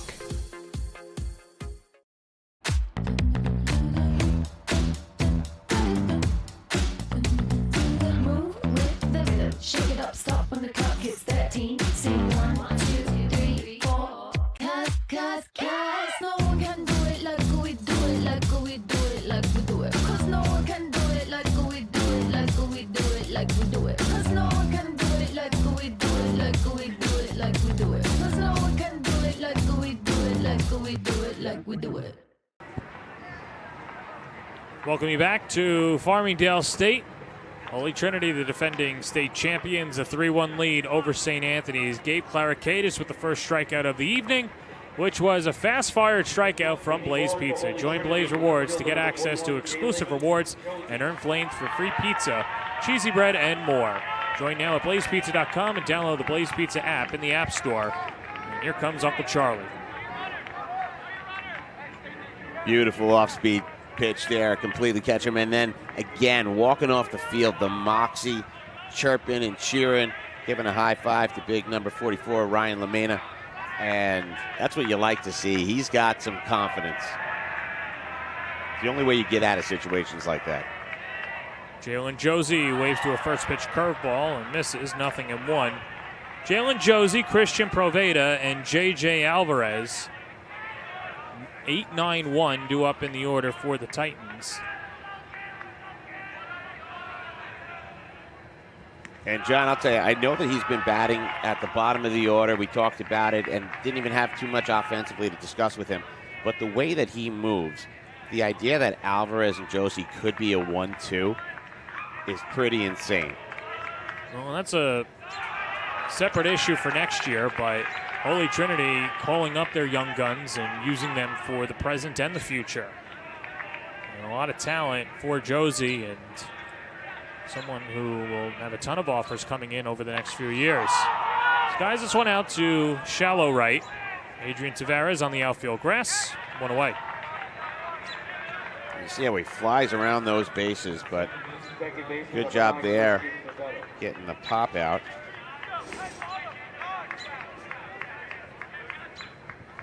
And so Josie's 0 for 2. That'll bring up Christian Proveda. He grounded out to third his first time up.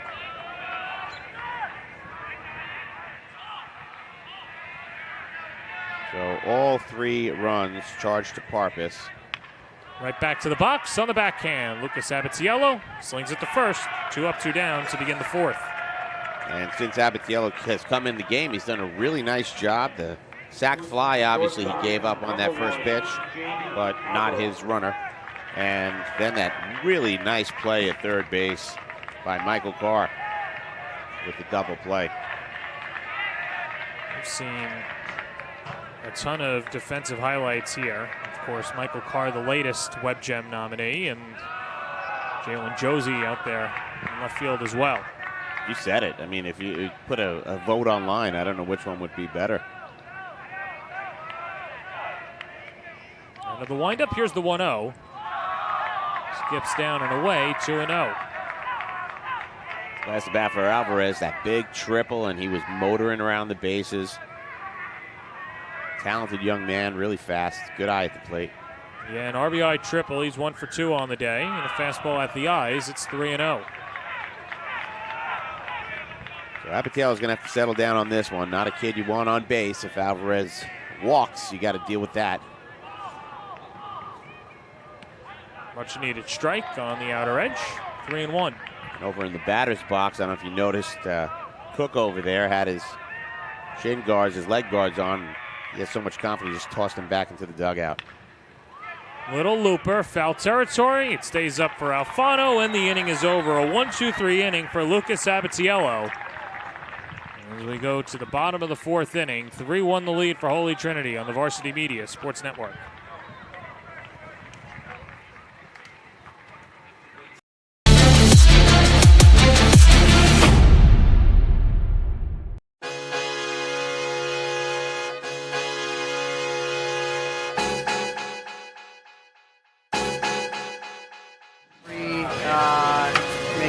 Preference, please. What kind of sauce can I get you, David? Thank you. Everything all right? All right. Eric, how's it going over Ron, here? going great. Going great. How's your first day going, man? Feels great. Let Fernando know about our sauces. Remember the we got training? spicy sauce, we got regular sauce, we got pesto sauce. Yep. I mean, I love spicy sauce, but you might not be a spicy guy, so. Ron, we got a Ron and a Ron. We got a Ron right Oh, that's a Ron and a Ron? We got a Ron and a Ron. How you doing, Ron? I'm Ron. Namesakes, man. Nice to meet Ron, you. good to see you. I am headed to my next job. Yeah. So you can take over from now. Okay. You got it? Hey, B, enjoy your pie, man. Thanks, Ron. All right. Yep. Selfie with Ron. Selfie time with Ron. Great place to come for your lunch break. LeBron James legit loves Blaze, and his ownership of 19 franchise locations reflects his passion for their make-your-own pizza concept. LeBron James is a part owner and endorser of Blaze Pizza. Gabe Clarikaitis back out on the mound for Holy Trinity, and I'll tell you one thing about Holy Trinity. It's been a party-type atmosphere wherever the Titans go, particularly the baseball families, and they've got a lot to celebrate and to dance about. Obviously, last year in the New York State title, and then, of course, what it's been so far, and what a year it was for the Titans last year. 17 wins overall, and that was a team that won Game 1 against Chaminade in comeback fashion, dropped Game 2. Tyler Cook almost went all the way as they knocked off Chaminade in 3 games and then beat St. Peter's out of Staten Island. That's the Archdiocese in New York City, and then beat St. Francis out of Hamburg to win the New York State title. So a lot of partying for this team, like you said. And yesterday, these teams got to party with some Blaze pizzas. Yeah. Both of these teams very excited about that. And the one good thing about clinching a spot in the championship round again is that these teams will get double the pizza. Can't go wrong with that. Adrian Tavares doubled his last time up. He was one of those recipients. Not just for the runs that he manufactured, but of course, probably the defensive play of the playoffs. And we still have a ton of playoffs left, so I know Jalen Josie and Michael Carr making a bid, but I don't think there's been any as acrobatic nor as impactful as Tavares so far. You said it there. Well, impactful, beyond impactful, and it's going to be tough to beat. Bases loaded, one-run game, and a beautiful play like that is going to go down in the books for this team's history. Good hack at a fastball, and the count is 1-2. And throughout the playoffs, I think we've seen some pretty good defensive plays. These teams adjusting to the field, not easy to do. We saw some difficulty in the outfield in the last game. Oh, boy. Just a bit inside as Clarikaitis doesn't get the bite on the curveball. Clarikaitis has only given up a run on 1 hit. The issues have been the walks, and he's walked 3 batters and has been helped out by his defense. He's ready with the 2-2. That's upstairs, and the count is full. But his coach still showing confidence in him. Would love to get 4 innings. So it's a big inning here for Clarikaitis. And the second time through the order as well, as Kevin Baez is on deck, followed by Brendan Howard. 3-2 in the dirt, he walked him. 4th free pass given out by Clarikaitis. And St. Anthony's, for the 2nd straight inning, has the leadoff man aboard. And it was that walk to lead off the 3rd with the best dancer in the field, John Francisco, came around to score. So those walks can bite you, especially when it's a leadoff walk. I don't know if I'd call that dancing. Holy Trinity is expecting the bunt as Andrew Hepner pinches in at 3rd base. He's not bunting, and a Curveball hits the inside corner, 0-1. Yeah, it's a really pretty pitch there and backing him off the plate a little bit. A lot of the pitchers really play up against the plate. And I like that. He's not worried about doing, pitching on the inside. He throws over to first there, checks the runner. And you see Hepner, of course, now even with the bag at third. We'll see if he comes in, still expecting a bunt. He does square, pulls it right side, and it goes foul. And the count 0-2. Haven't seen too many good bunts in this playoff so far. A lot of tries and opportunities that wind up being 0-2 counts, and we're back in another one. So I think it's a difficult situation, and sometimes they feel like they have to chase balls out of the zone. And the thing is, it's just not practiced as much, and there's only so many hours in a typical practice. But the other thing that we've seen, at least the current pattern, Rob, is that these coaches will ask for the bunt on the first pitch, doesn't get laid down, then they pull it off, and then they pull it back on. And so as a hitter, how are you supposed to get comfortable when you don't know what your approach should be at the next at-bat? Yeah, it's a very, very fair point. It's been on and off, and I don't know if that's strategic by design or just situationally worrying about it.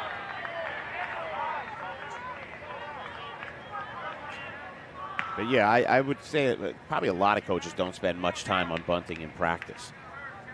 Right, and since they don't have typical batting practice when they get to a game, it's never practiced. Yeah. 2-2. Hit on the ground to second base. Prevada's up with it, and a productive out for Baez. Just as good as a bunt. Tavares moves into scoring position. And there's one down. Yeah, good job. Runner on the move as it gets dribbled over to second base, and the only play was the first, as Tavares had a good jump, and that ball was too slow moving to make a play at second. So, like you said, John, effective. And here's Brendan Howard. Scalded it to left his last time up, but Jalen Josie robbed of an extra base hit. And a curveball bends for a strike. 0-1. I'll tell you, when Clarikatis can hit with the off-speed stuff, he's sensational. It either falls in beautifully or goes awry. Well, and that's what they love out of him in Rockville Center when he goes to Malloy next year. 0-1. There's another breaking pitch and a looper foul. Through everyone and through the gate. You got some oohs and ahs over there, huh? I just hope they return it. Yeah, that got through everyone, and that gentleman right there, and with his hands in his pockets, not in a fielding position. Game ready, game ready. Come on, guys. Yeah, I'm with you. He's been getting on his team the entire time.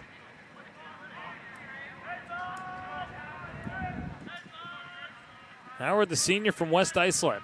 275 in the regular season, an extra base hit, 4 RBIs. On the outside corner, strike 3 called. Good morning, good afternoon, good night. And Howard's retired for the second strikeout of the day. Fast-fired strikeout from Blaze Pizza. At Blaze Pizza, it's the best place to grab a fast-fired pizza made with delicious ingredients and over 30 toppings to choose from. Freshly made salads, homemade lemonades, and decadent desserts. On the menu at your local Blaze Pizza, offering gluten-free, keto, and vegan options. To any craving at Blaze Pizza, there's no wrong way to play. 2 punch-outs for Gabe Clarikatis, and the first delivery to Michael Carr is fouled back to the netting, 0-1. I really like the home plate umpire's animated strikeout call. It was awesome. Take a look at this one. Nice catching a little plate. Little kung fu fighting over there. Ring him up. Love it. Everybody's excited about this game.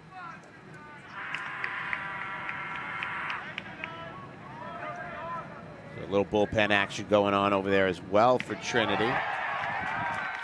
And that dips in for a strike, and Clarikatis making the point that he doesn't want to come out of this game. No, he found his groove. Took a look over at that bullpen and said, And it's 0-2. To Michael Carr, who's 0 for 1 on the day. 3-1 the lead for Holy Trinity. Check of the runner. Kicks and fires. Curveball, swing and a miss. He struck him out. 2 strikeouts in the inning for Gabe Clarikaitis with a capital K. Clarikaitis is grooving. We go to the bottom of the 4th. 3-1 Titans on the Varsity Media Sports Network. You're watching the Varsity Media Sports Network, the home for New York high school sports.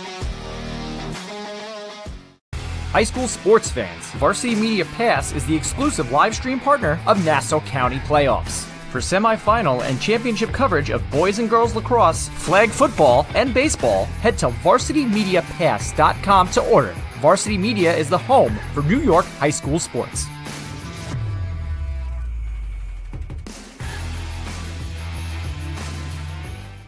Hey sports fans, did you know Varsity Media live stream broadcasts get viewed by college coaches nationwide? Through our announcers' storytelling and insight on your athletes, we can help your players get an edge on college recruiting. Find out how by reaching out to Varsity Media today, 516-403-2050, or email ben@varsitymedia.net. Welcome you back to Farmingdale State, top of the 5th inning. Holy Trinity with a 3-1 lead over St. Anthony's. Gabe Clarikaitis coming on strong and getting through 4.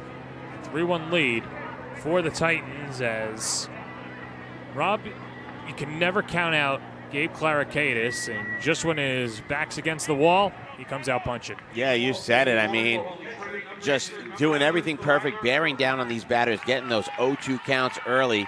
And take a look here, a strikeout swinging, and look at again that swagger coming off. He's kind of got that Trevor Bauer chest out and swing the arms. It's sensational. Tyler Cook steps up to the plate, attacks the first pitch, and serves it in a left field, a base hit. Knocked down by Baez, who lost his glove. But either way, Tyler Cook picks up his first hit of the day. He's 1 for 3. Yeah, that probably would have been a single, whether it made it in or out of the outfield, but it's just a really nice athletic play. Hey. And there is the horn, yeah. The horn man. Well, I guess he's not a Kellenberg person, and now he's going to get kicked out. So we go back to that shot. His day's over. Oh, no. The horn dog out. I think they just made him tuck his horn away. You don't have to leave yet. Well, there he is, and I've never seen that contraption. So, is that a power drill? That's what it looked like. First pitch upstairs for ball 1. Let's take a look. That looks like a power drill. That is, that's exactly what it is. You've got to be kidding me. I love it. That's American ingenuity at its finest, and the Crocs to boot. This one popped up, center of the diamond. C.J. Alfano and Kevin Baez, and it's Baez making the catch. 1 down. Baez had a long way to run. And the captain called off his first baseman. Yeah, had a little trouble with it, maybe in the lights or took a little curve, but nice job there by Baez. The one safeguard was that Cook was not running, nor should he have been. So you would have at least gotten the force out. Maybe you pick your poison and you take Cook off the base paths, but Hepner's got some speed too. Sinclair's got a good bat. Single to left his last time up. He's reached base twice today. A walk and a single. But because all the infielders converged, Cook had some room over there and easily got back to first. And like you said, here's Sinclair. Ripped a nice base hit in his last at bat. On base twice today, Sinclair, via the walk and the single. And he's going to do it again. Yeah, 2 for 2 is Andrew Sinclair as he reaches first. And Sinclair red hot. Cook at second. And here comes Ryan Chiz. Really nice work today with Sinclair. Whether it's Abatiello or Parpis, doing a really good job just making contact, reading the pitches. And And now it's Chiz, hit by pitch in his last at bat, waiting to do some damage. And then time called at the plate, but Chiz played the role of savior yesterday, getting the 3-inning save.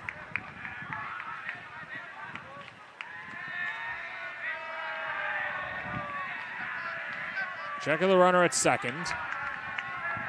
Abatiello 3 times looking over at Cook. Now comes home and smothers it in the dirt. And gets stopped by Mazzola for ball 1.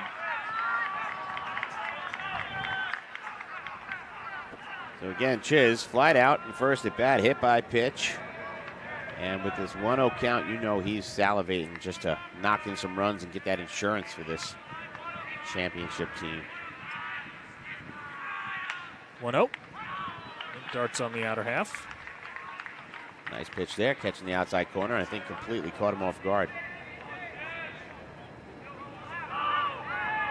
Chiz naturally a second baseman, but moved to the outfield, and once he figured out how to play the outfield positionally, his bat is followed. And Abatiello with a curveball and ahead in the count, 1-2.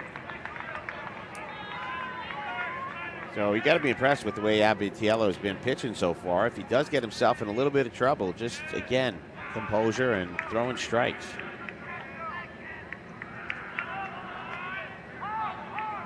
Holy Trinity just seems like every inning has traffic on the base paths.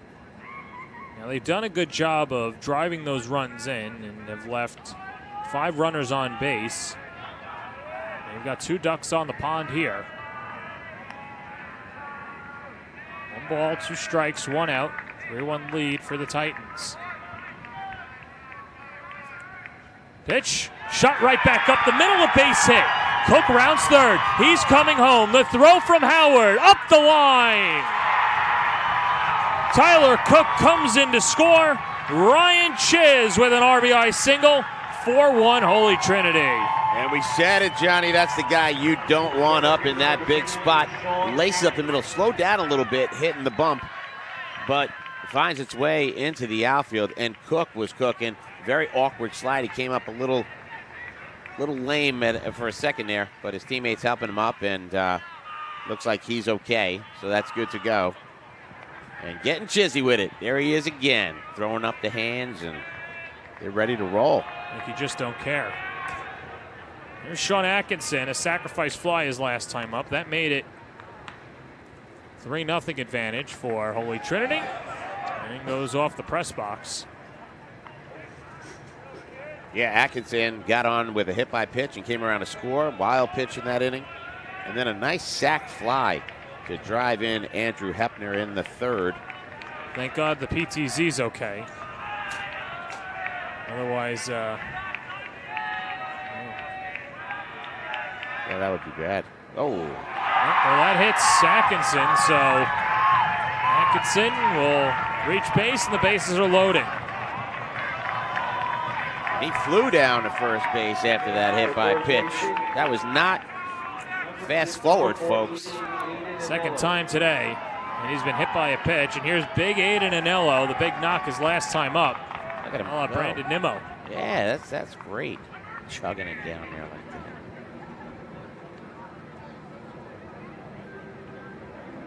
So it's a meeting at the mound. And at this point, I guess you got to just, again, try to get your team bearing down on things and start pitching some strikes with the bases loaded and only 1 out here. And it's a 4-1 ball game and a chance for this team to absolutely explode and put this game out of reach. So we'll see what Trinity does. It's going to be Aiden Anello who's up. Yeah, and that's telling there. Nobody warming up in the bullpen. This is up to Abatiello to get out of it.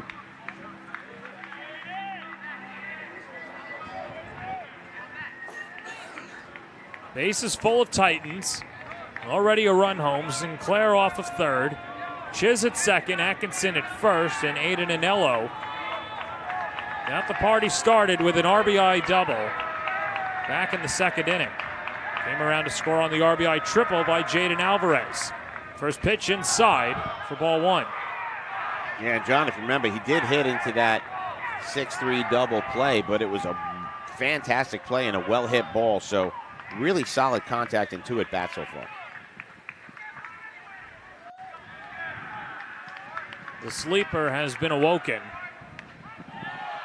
Fastball hits the outside corner. Good two-seam action by Abatiello, and the count's even at 1-1. Yeah, that one just hitting that outside corner.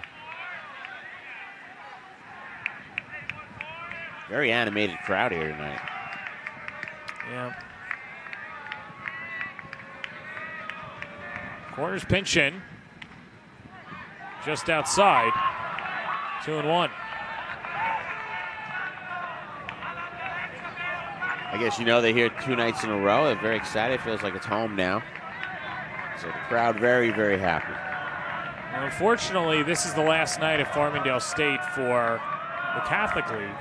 There's a curveball on the outside corner. It's 2-2. Although, if you are enjoying the baseball coverage on the Varsity Media Sports Network, we will be the home for the Nassau County Finals. Game 2 and Game 3 if necessary. But it's all about the Catholics right now, and Aiden Anello, even with the count 2 balls and 2 strikes. And a time called at the plate.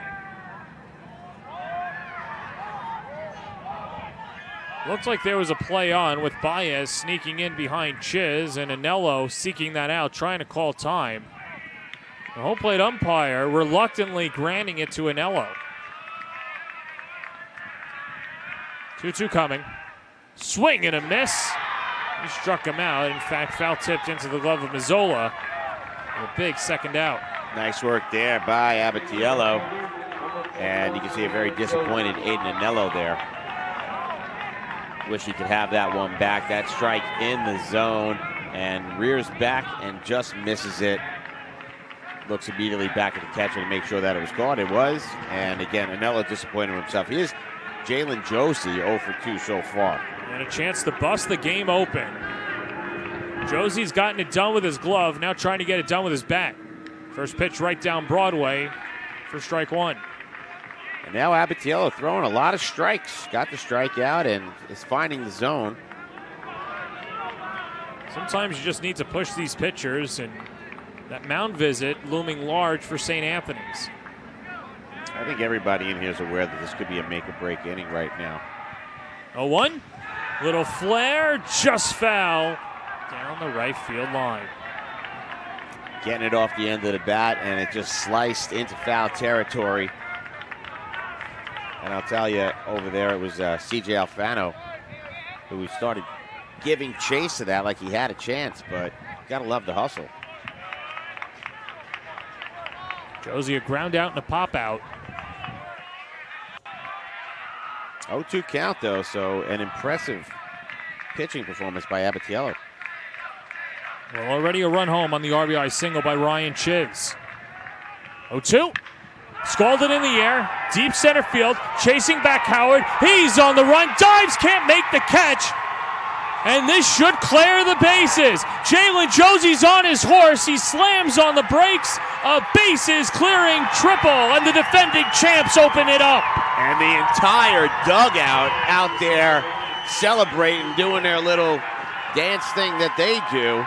And my goodness, Jalen Josie, the sophomore, just becoming one of the biggest impact players on this team everywhere today. Take a look at him on his horse. The minute that thing bounced out of reach, everybody's going. And I thought for a second there, JJ was going to go home. Yeah, I thought he was going to go home too, but either way, this crowd's into it. Got a pitching change for St. Anthony's. We'll take a break. Holy Trinity, they're feeling it.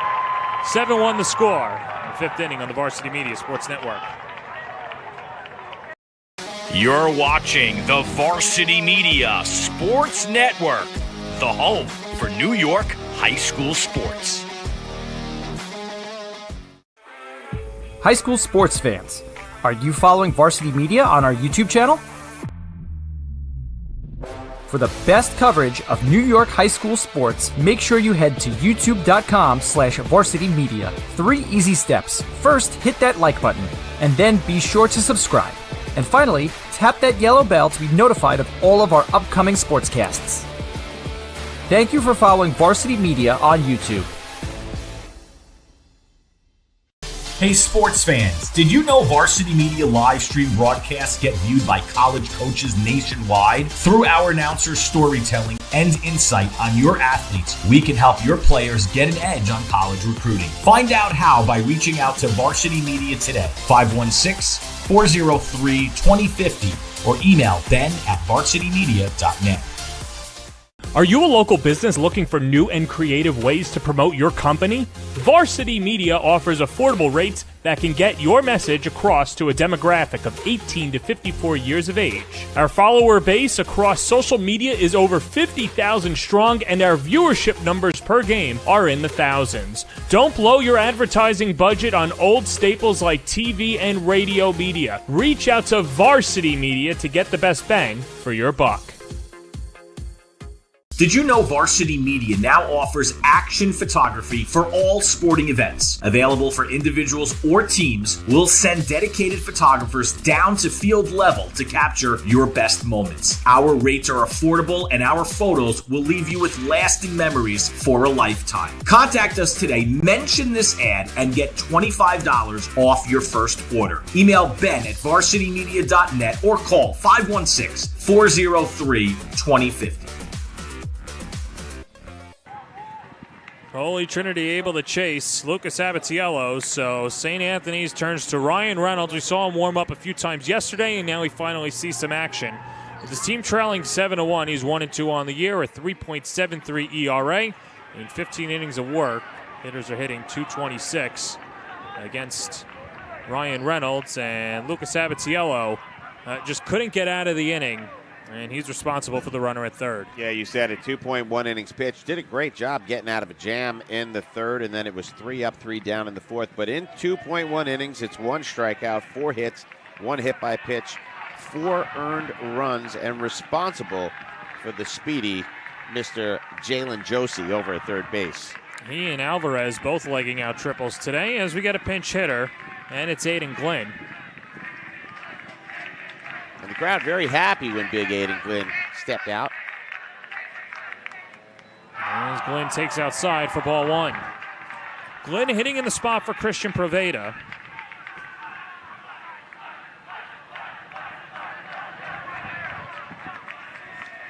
As Holy Trinity has taken it to the top-seeded St. Dominic Bayhawks, and now they're doing the same to the third-seeded St. Anthony's Friars. And Mazzola's going to go have a chat out there with Ryan Reynolds.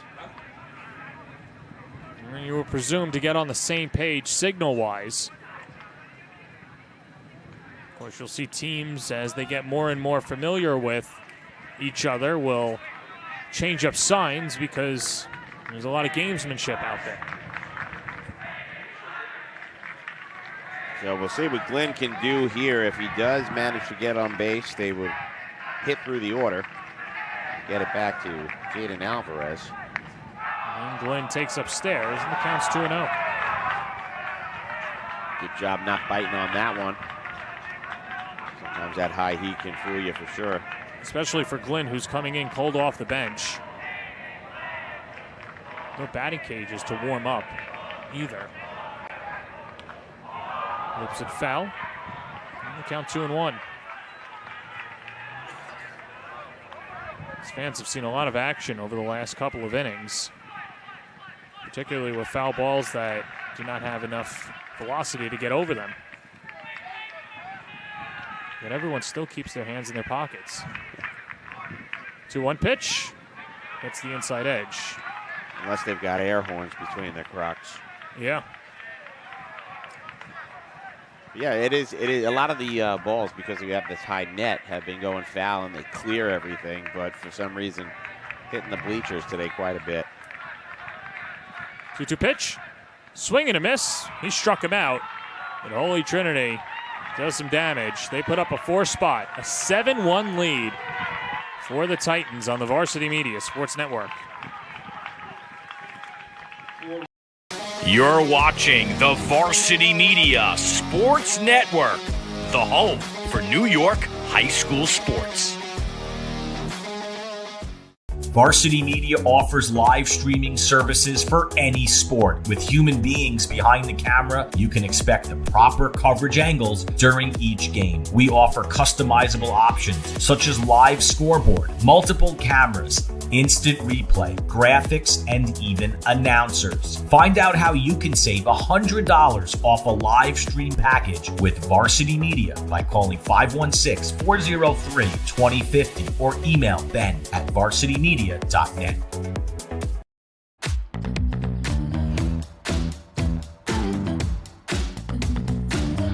with the rhythm. Shake it up, stop when the clock hits 13. Sing 1, 2, 3, 4.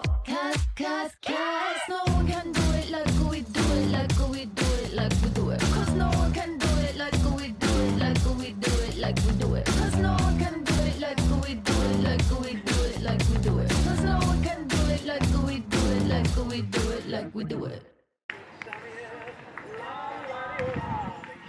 Let us cater your next pizza party, school event, or even on-site business meeting. Use the QR code on the screen and simply put in your address at the top of the page and select the Blaze Pizza nearest to you, and we'll do the rest.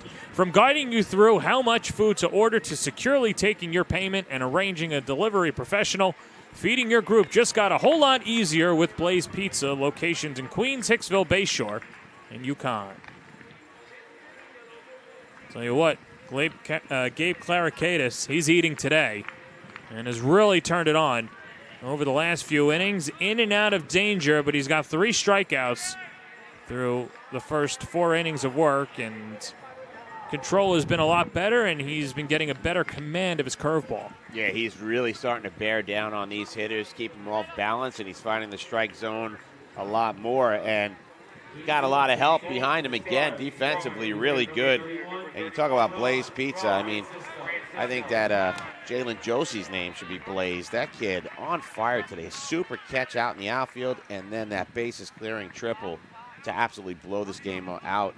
And for a small guy, he really got a hold of that one. I'll bring it up to the committee, and we'll see if he's our Blaze Pizza player of the game. Oh, he's got my vote. John Francisco, the leadoff hitter and number 9 hitter, pulls back the bunt and takes high and away, 1-0. Francisco walked and came around to score in the 3rd inning, the lone St. Anthony's run. Only 1 run on 1 hit. Clarikakis is let base runners come on by his own volition as this is popped up third base side. Andrew Hepner's there, hauls it in, 1 out. Nicely done. 2-pitch at bat and gets the out, and Clarikakis cruising. Got a smile on his face. He's really enjoying himself today. He's got a smile that can light up a room, and as this game continues to creep towards the later innings, get a little darker out here in Nassau County. Smile lights up the room, and his arms lighten up the batters. Yeah. Fastball will lighten up the eyes of Anthony Carlo as to duck out of the way. Carlo a pop out and a walk in 2 plate appearances.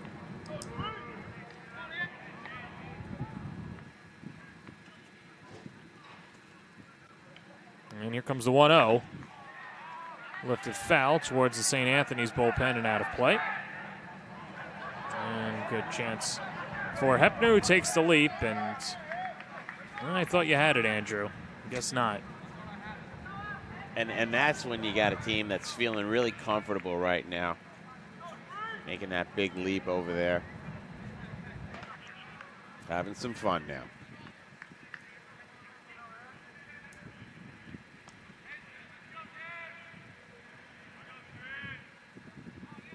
Clarikakis bearing down in the 1-1 in the dirt. To Anthony Carlo. And this Trinity team just looks like a returning champion right now. They are calm and cool and laughing it off.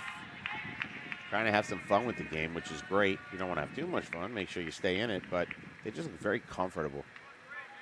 Meanwhile, for St. Anthony's, maybe they're starting to press. Anthony Carlo just 1 hit in 5 at-bats. He's got a walk in the 2 games played so far. If the score were to hold, St. Anthony's would face the winner of St. Dominic, St. John the Baptist on Thursday. or Wednesday, excuse me. And Holy Trinity would move on to the final.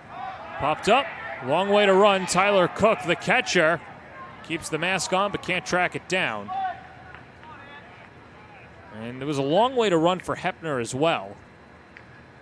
Yeah, you knew that one was probably going to drop. I mean, didn't have time to pull the mask off, and Hepner didn't call him off, so just a tough play there. Didn't have enough air time. Well, the good thing is he didn't trip over his face mask either. That's true. So Jimmy Ernst. Ernst did record the out, though, so. He did. We'll laugh about it now. Although I don't think Kellenberg has a lot of smiles over there, unfortunately, in Uniondale. A great season coming to an end with back-to-back losses to St. Anthony's and then St. John the Baptist. Just a foul out of play again. And it just seemed like the fates were against Kellenberg. You know, we talked about how a beautiful play at second base ended their game yesterday, and then today, same thing, a really nice play at second base, and just a lot of things didn't go their way. But a gutsy performance yesterday. 2-2. Curveball just missed. That's high. Now 3-2.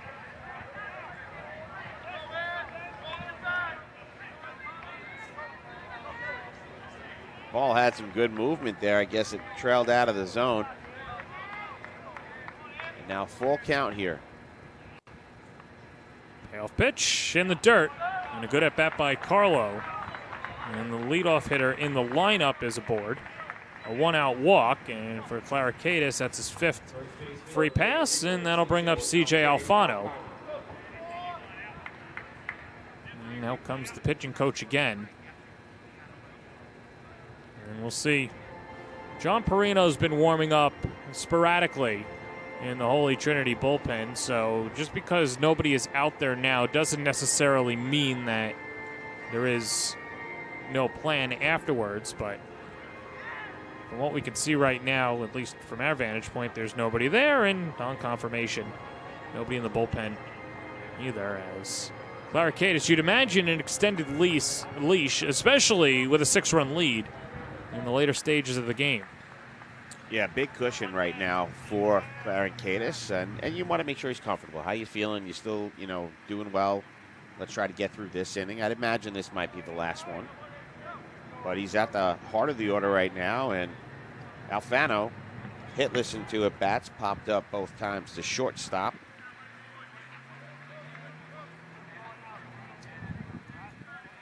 So we'll see if CJ can get something going for his team here and try to at least cut this lead down. On the ground to short. Slow roller Alvarez in a race to second, and he beats the runner, Carlo, 2 away. Interesting decision there, taking it himself and sliding into the base. Take a look at it here. Didn't even think about the flip. If we have the behind the plate shot on that replay, I think a lot of that has to do with the ball was a slow roller and Alfano so fast at first base, running to first base, that it might have just been Alvarez trying to take that shot at second base. So that could have been the argument there, but the havoc that Alfano can wreak on the base paths. And the first pitch to Phil Mazzola at the knees for a strike, 0-1. Mazzola reached on an error his last time up. Hit a double play ball that was thrown away by Christian Proveda. I was wondering, too, in my head that if that error played any kind of role in his decision to not flip it and just take it by himself. He was pretty far from the bag. And you don't like to see a shortstop sliding in head first while cleats are coming in his direction, but got the out. Yeah, high risk, high reward. Right back up the box. Proveda on the dive, flips to second, and Alvarez tags the bag. Side retired. Holy Trinity getting it done in all facets. The hits and now the gloves.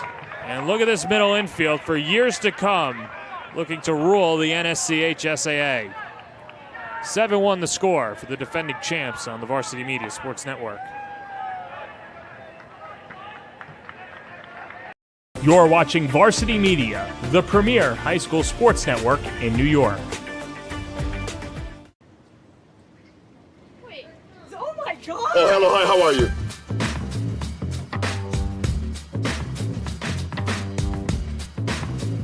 All right. Hey, what's going on, man? How you doing? All right, I'm Ron. Oh, what's going on? How you doing, sir? How you doing? I'm Ron. Hey, what's going on, man? How you doing?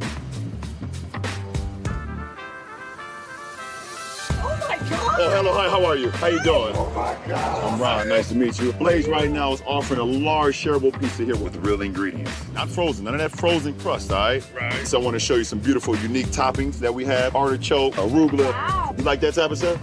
That's for you, all right? Oh, no, I'm Ron. I don't know who LeBron is. Me and you take a selfie. Come on in. Hey, that's Ron. You tell your friends to take you to Blaze Pizza and tell them Ron sent you, okay? All right, put it there, my guy. You even take Ron's hat. That's yours. Oh my God. LeBron James legit loves Blaze Pizza, and his ownership of 19 franchise locations reflects his passion for their make-your-own pizza concept. LeBron James is a part owner and endorser of Blaze Pizza. Ryan Reynolds back out on the mound, his first clean inning of work, as he'll deal to the top of the order. J.J. Alvarez, Tyler Cook, and Andrew Hepner. 7-1 lead for Holy Trinity in the top of the sixth inning. As this middle infield really flashing the leather last inning, Rob Anderson, and Holy Trinity playing like the best team in the tournament thus far. Yeah, and honestly doesn't give much hope for the future because that is the young guns there and doing it on both sides. Alvarez with a triple today. He's got the speed and wheels. Pavetta, not known for his hitting, so doing what he did, and a real pretty play there to get that ball from going in the infield, and then a little scoop over to Alvarez, and boom, boom, here we are. Alvarez, the RBI triple in the second inning. He's 1 for 3 on the day.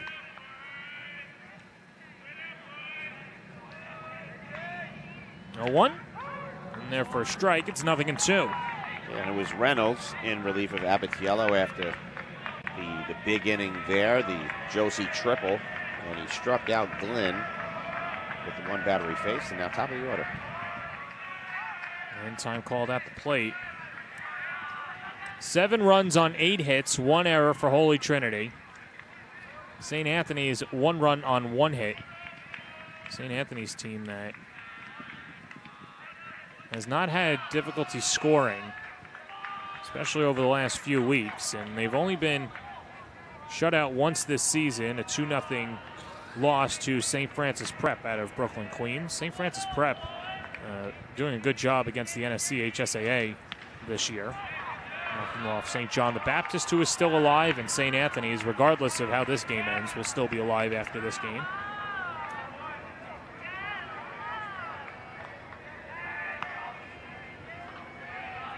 But they've only scored 1 run or fewer twice in a ball game this year.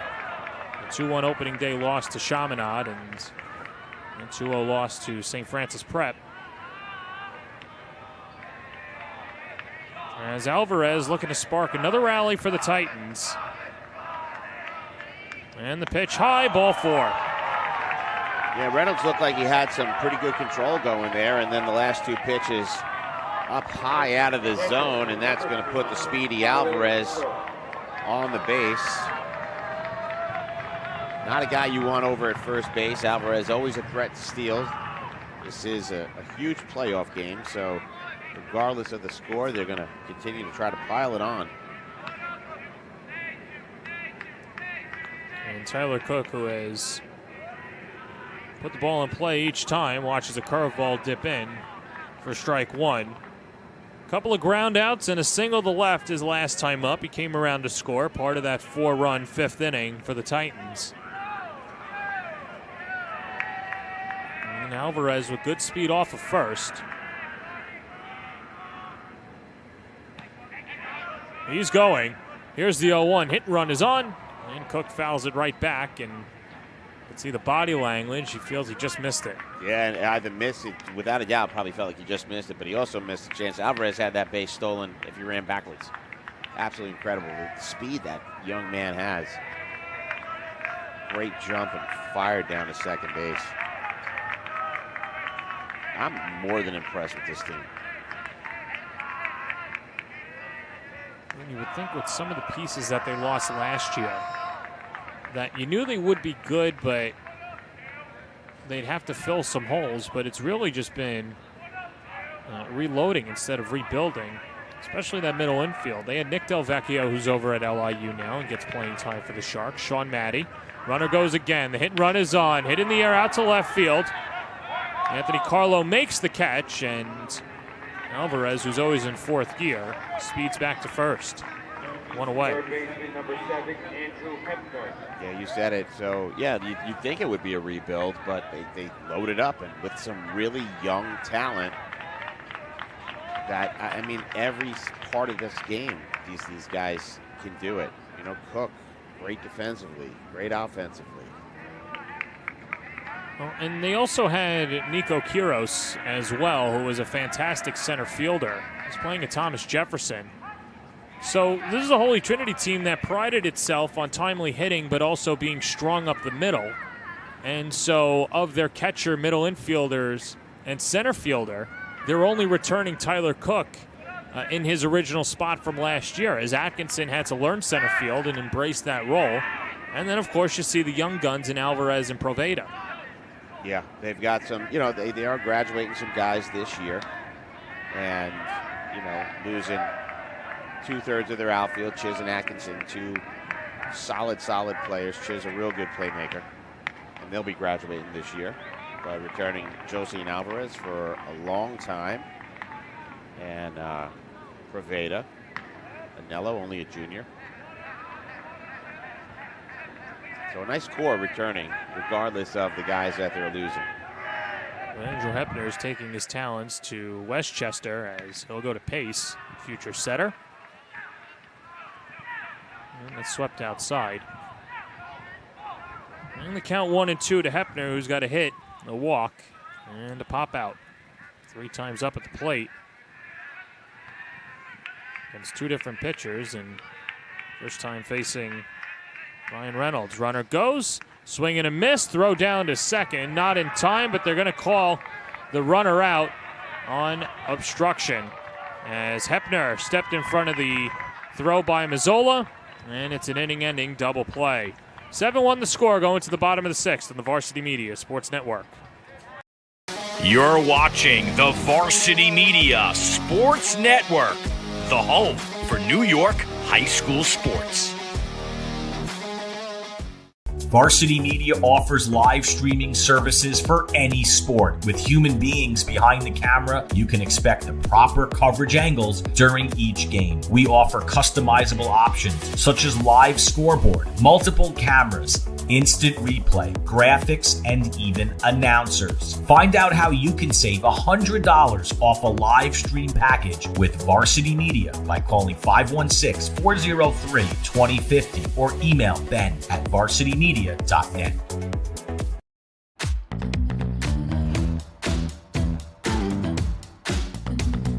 Move with the rhythm. Shake it up, stop when the clock hits 13. Sing 1, 2, 3, 4.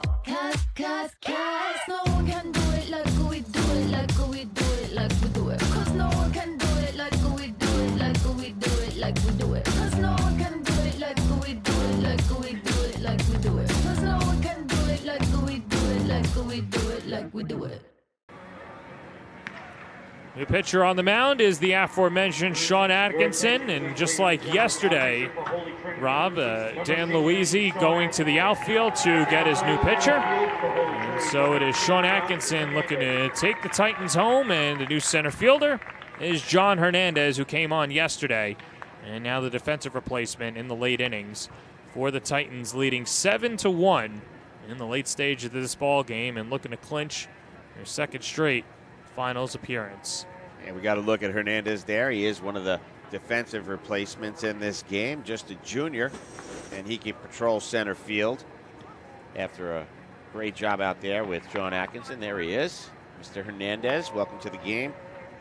And like you said, Atkinson up on the bump, and you know, one of the luxuries that this team has as well, that they can grab these guys and move them around, that he comes out of the bullpen and throws some big innings for this team.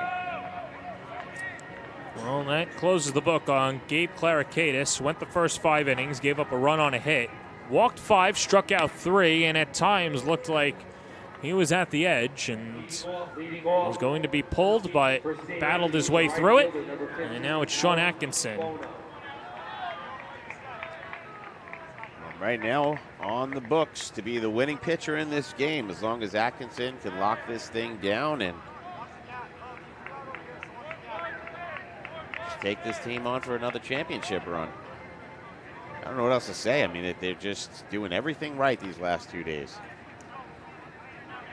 Always curious what changes come playoff time, what's said amongst the coaching staff, some of the captains. And for Atkinson, who started in the state final last year against St. Francis, not an unfamiliar territory as he pumps in a strike to Alex Bono. 0-1. Bono 0 for 2 on the day, a fly out and a strikeout.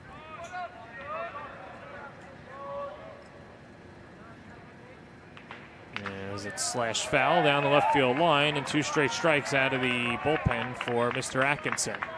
Yeah, and showing his stuff right out of the gate there. Good movement on the ball, and fooled Bono on the second one. Just got a piece the opposite way. So we'll see what he does here. He's been using the plate pretty well all year long. And the way that Bono's set up, I think jamming him in would probably be the way to go. He goes on the outside corner, strike 3 called, and Atkinson picks up the strikeout. Fast-fired strikeout from Blaze Pizza. You can swing by your local Blaze Pizza or by ordering online or over the phone, and they will be ready to fire up your perfect pizza for delivery or choose to pick up your order in store. If you're going to do so, you probably only have about 39 minutes, most locations closing at around 10 p.m., so check your local listings. But either way, a big strikeout for Atkinson, and this brings up Adrian Tavares. Yeah, you said it. Got Bono looking twice. Right on the outside corner. He knows what kind of stuff he has, and he was hitting that one. John, I know you said that you're not going to get your pizza. I'll get it tomorrow. The sun will come out tomorrow. I got 2 late games at Hofstra, so I'll go to the Hicksville location. Check swing. Did he go? No, says the first base umpire, and the count is 2-1. So it's Adrian Tavares up. Got on base twice today. You know, walk and a double. And the count even at 2-2. Atkinson just laying him in right now. I mean, some hesitation from Bono and Tavares to swing, but those pitches in the zone. It's funny because we saw him on opening day against St. Dominic's, and he did the same exact thing. Cue shot foul to the right side. And in a game so far where, you know, Clarikakis a great game, but had some inconsistency finding the strike zone. You know, Parpus had a rough go. Abatiello had that one inning where he started to lose it. And right now, Atkinson just throwing strike. He went 4 innings in relief, had 4 strikeouts, skied in the air out to left field. Jalen Josie's there, 2 away. Sure hands Josie out there. If it gets hit to left field, it's going to be an out. Good job. 2 up, 2 down, and this brings up Kevin Baez, El Capitan, for St. Anthony's. A walk and a ground out and 2 trips to the plate.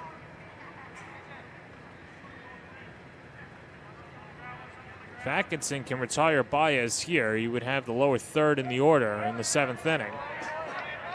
Pitch downstairs, 1-0. Yeah, they've been making good work of most of the hitters. It's Tavares who's had the best game so far. Baez did reach on a walk and grounded out to second. Baez responsible for the only hit today for the Friars.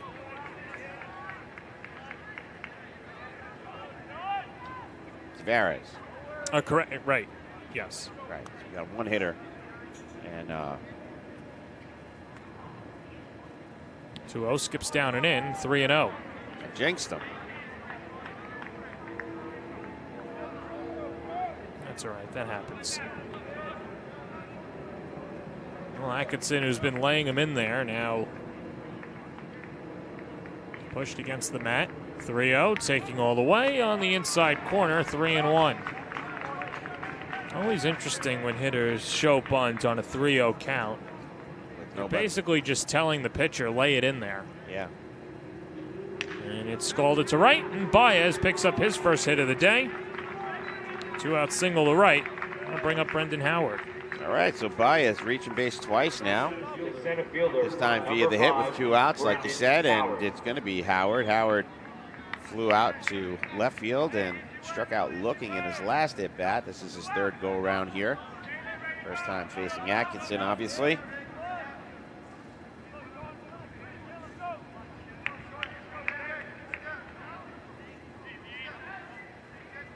Well, Brendan Howard, quite an adventurous year as this is laced into center field and back-to-back singles. And the throw goes to third, but Brendan Howard with the third Friars hit of the day. Third baseman, number 29, Michael Carr.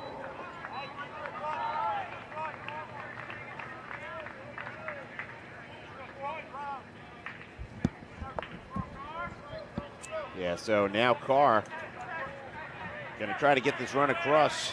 Also grounded out and struck out swinging in his last at bat, but the bottom of the order starting to put a little something together here.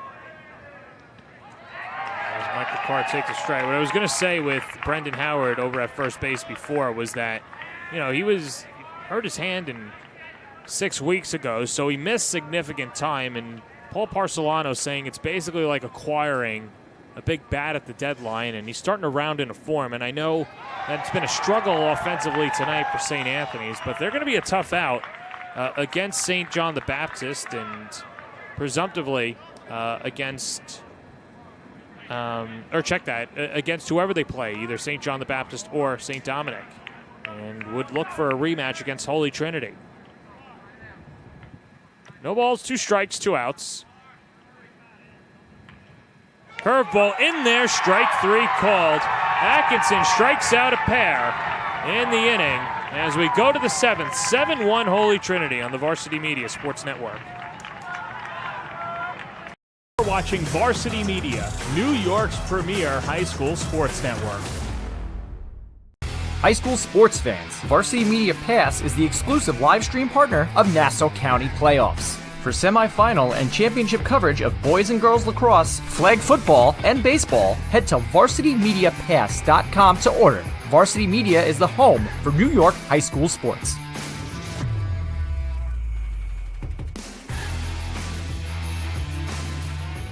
Did you just have the best athletic year of your life? And now you want to show it off to college coaches? Well, let Varsity Media help you. Varsity Media's college recruiting videos show off your unique skills to help you land a spot on the team of your dream school. We'll provide music, spot shadow effects, and a link to send to your next coach. Contact us today for more information. Don't rely on word of mouth or cold emails. Let Varsity Media help you take your game to the next level.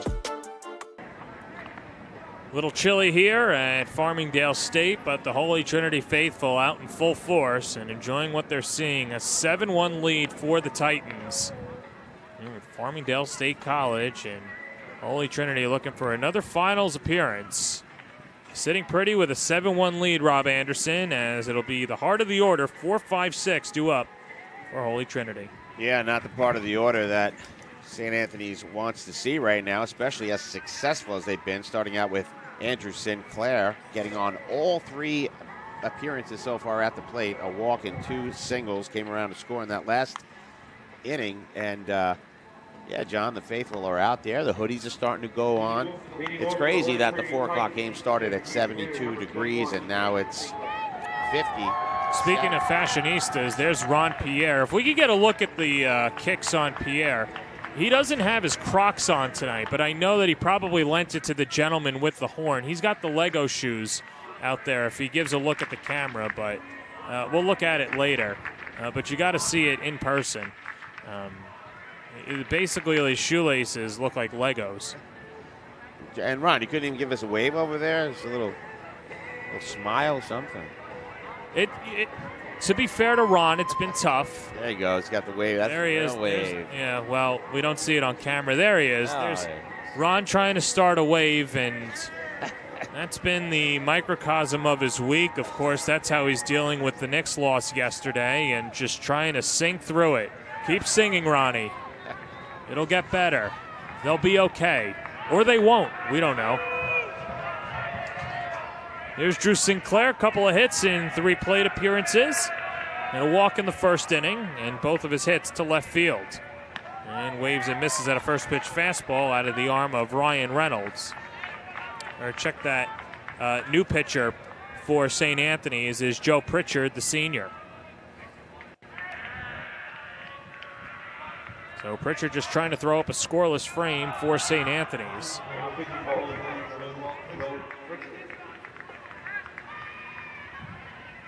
Fourth pitcher for St. Anthony's. And up against the hottest, so one of the hottest hitters in this lineup. I can't say hottest, it's like all comparative. Lifted shallow right. Coming on is Alex Bono. He calls off Tavares, 1 down. So getting some weak contact out of Sinclair on that one, and an easy play over there as he pops out to second base, and that's going to bring up Ryan Chiz, who had a big hit as well and was one of the recipients of scoring on that Jalen Josie triple in the 5th. Atkinson on deck as well, so those are the hitters we're looking at now. Pitch downstairs to, at the knees to Chiz. Count 0-1. So Reynolds the most efficient pitcher so far. He went 1 1/3 and 2 Ks, a walk, no earned. But now it's going to be Joe Pritchard.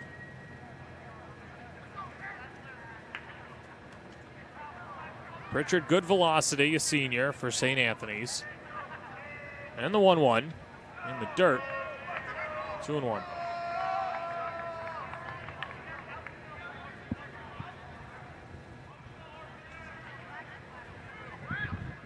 Chiz been showing really good discipline at the plate all evening.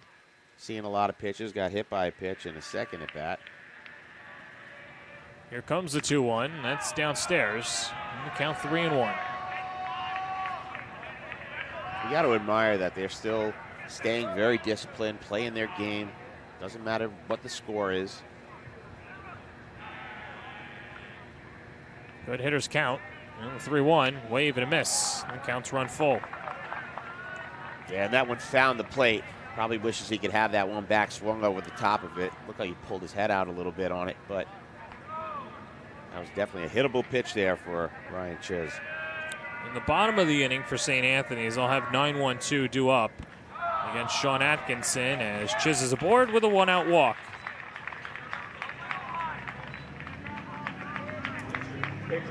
Lost him there on that low pitch out of the zone, and we spoke about this. Chiz, another threat to steal. Atkinson taking it on the arm a few times here. Hit by pitch twice, sack fly, scored twice. Filling up the stat sheet today. And inside outs it out to right, and Adrian Tavares tracks it down. Nice range there by Atkinson to go and collect that ball. And Chiz took a little bit of a lead. I was surprised Atkinson didn't maybe at least give a look over there. I mean, not Atkinson, sorry, Atkinson. Tavares didn't try to make the play over there. I get what you're saying. You know what I'm saying. He caught it, kept running out. He did. I wonder if he knew how many outs there were. Well, either way, now there's 2 outs for Aiden Anello. Big blow in the second. Part of a 2-run second inning. And the curveball drops in. Anello, before that hit, was hitless in his previous 11 at-bats. But today being a new day and starting the rallies for Holy Trinity. And lifted out to right. Alex Bono is there, and the inning is over. Holy Trinity 3 outs away from going to the finals. We'll have it coming up on the Varsity Media Sports Network. You're watching the Varsity Media Sports Network, the home for New York high school sports. High school sports fans, Varsity Media Pass is the exclusive live stream partner of Nassau County Playoffs. For semifinal and championship coverage of boys and girls lacrosse, flag football, and baseball, head to varsitymediapass.com to order. Varsity Media is the home for New York high school sports.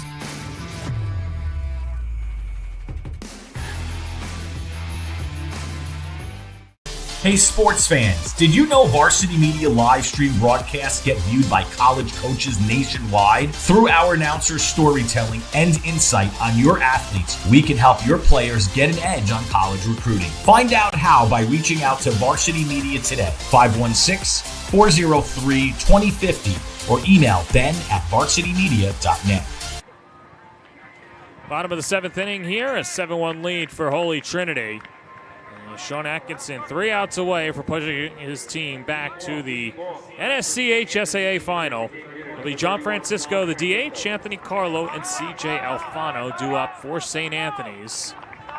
And St. Anthony's winners of 5 straight coming into today's game, including a 3-2 victory against Kellenberg, but running into a buzzsaw against the Titans.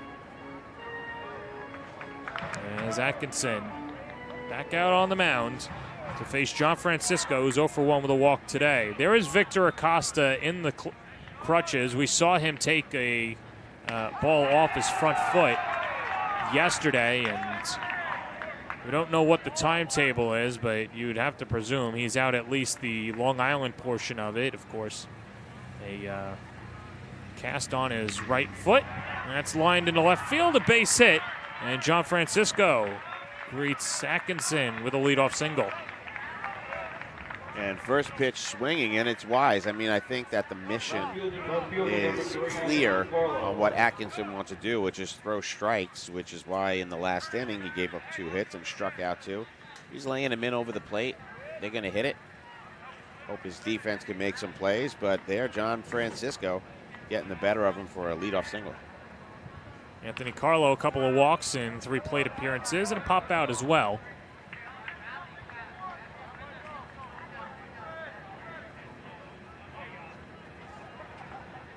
So without a doubt, again, he's just going to throw some strikes and make him swing. Carlo getting on base twice today via the walk. Drops on the ground to third. Hepner goes to second for 1. Preveda, no return throw. They get the lead runner as Francisco's retired, 1 away. And I like that decision there by Preveda to put it in his pocket. No reason to try to rush anything and make a mistake there. So great job getting the leadoff runner. Look at that. Staying in motion. Makes the throw clear, and he goes, we'll hold on to it and just take the one that we got. So 1 away and 2 outs closer to a big victory. CJ Alfano reached on the fielder's choice his last time up. 0 for 3 on the day. And first pitch strike, 0-1. Yeah, Alfano looking to get something started in this playoff. Alfano, the top-ranked first baseman in New York State via Perfect Games rankings in the class of 2026. Backdoor curveball doesn't hit. It's 1-1. A lot of movement on that one, just a little too much movement out of the zone. And Atkinson continues to just keep it close. And there you see a list of the talent again. And for St. Anthony's, they're going to go to Luke Coates. And if we could show that graphic one more time. Luke Coates, the ace for St. Anthony's, a number 14 ranked player in New York State as well. And St. Anthony's isn't going to go down without a fight, Rob Anderson. No, they're certainly not going to go down without a fight. And again, here they've got a big part of their order. And I meant going forward as well. Even tonight. You're right. I feel like they still got some. Oh. Well stroked out to center field. First opportunity for John Hernandez, makes the catch. And St. Anthony's is down to their final out. Hit that one hard, but right at Hernandez, who's got a good glove out there. And like you said, one more out. But yeah, John moving forward. this team is a handful. They put on a show yesterday, and they really just got to get that consistency up on the mound. Just missing the zone today. A lot of free passes, and it came back to bite them, especially when that young man, Jalen Josie, laced that big triple. Sean Atkinson 1 out away. He's going to have to get through the captain, Phil Mazzola, for St. Anthony's. This is a Holy Trinity team that beat up on Victor Frederick yesterday and then got to the St. Anthony's starter today. A 5-2 victory against the number 1 seeded St. Dominic's Bayhawks, who won 20 games in the regular season, and now against the 3-seeded St. Anthony's Friars with a lot of firepower as well. And Atkinson ahead in the count, 0-2 to Phil Mazzola. So many people love the young guns out of St. Dom's and St. Anthony's and even at Kellenberg. But at the end of the day, it's the defending New York State champs that are 1 strike away. Here's the pitch, lifted in the air out to center field. This should do it. Hernandez makes the catch, and Holy Trinity's is going back to the finals. 7-1 the score as they knock off St. Anthony's. Thanks to a 4-run 4th inning, they bang out 7 runs on 8 hits. Gabe Clarikakis was exceptional, and their defense steps up as well. Jalen Josie, J.J. Alvarez, and Christian Proveda provide the W for the Titans. You said it, John. A big celebration there. We saw an exquisite game out of Trinity, doing it every which way. Clarikakis getting himself in and out of jams, but the energy that young man had on the mound as we take a look at him shaking hands just kept his team loose and excited. A fantastic game. They are going to be tough. This is what champions do. They might be on their way to do it again. Yeah, we'll see, but they'll be back at Hofstra next week, and they'll face the winner of either St. Dom's, St. John the Baptist, or St. Anthony's. This could be the first of potentially 4 games between these 2 programs in the postseason. As Jalen Josie was exceptional defensively, he one of our players of the game as well, and showing off the athleticism. Gabe Clarikakis gets the victory, and a much-needed victory for Holy Trinity as they can smile and they don't have to worry about all the hardships that they had to go through last year, moving on to the final in style. Yeah, the only hardship they got to worry about is Acosta, and I'm sure he'll be ready to go. John, we've had some great games out here today. This one, a dominant one by this team, and Trinity moving on in impressive style. 7-1 the final score, and that'll do it for a long day of baseball. The defending champs will get another opportunity to repeat and keep their crown. What a team effort it's been over here at Farmingdale State, and we've got the best in the business. And led by Ben Turchin, our technical director is Chris Sweeney. Becca Kazak's here in spirit over at Hofstra as well. For Travis DeLuise, Mike Verdi, Ron Pierre, Jared Veluzzi doing the graphics. For my partner, Rob Anderson, this is John Perez saying so long from Farmingdale State College. This has been a presentation of NSCHSAA Baseball on your home for all high school sports, the Varsity Media Sports Network.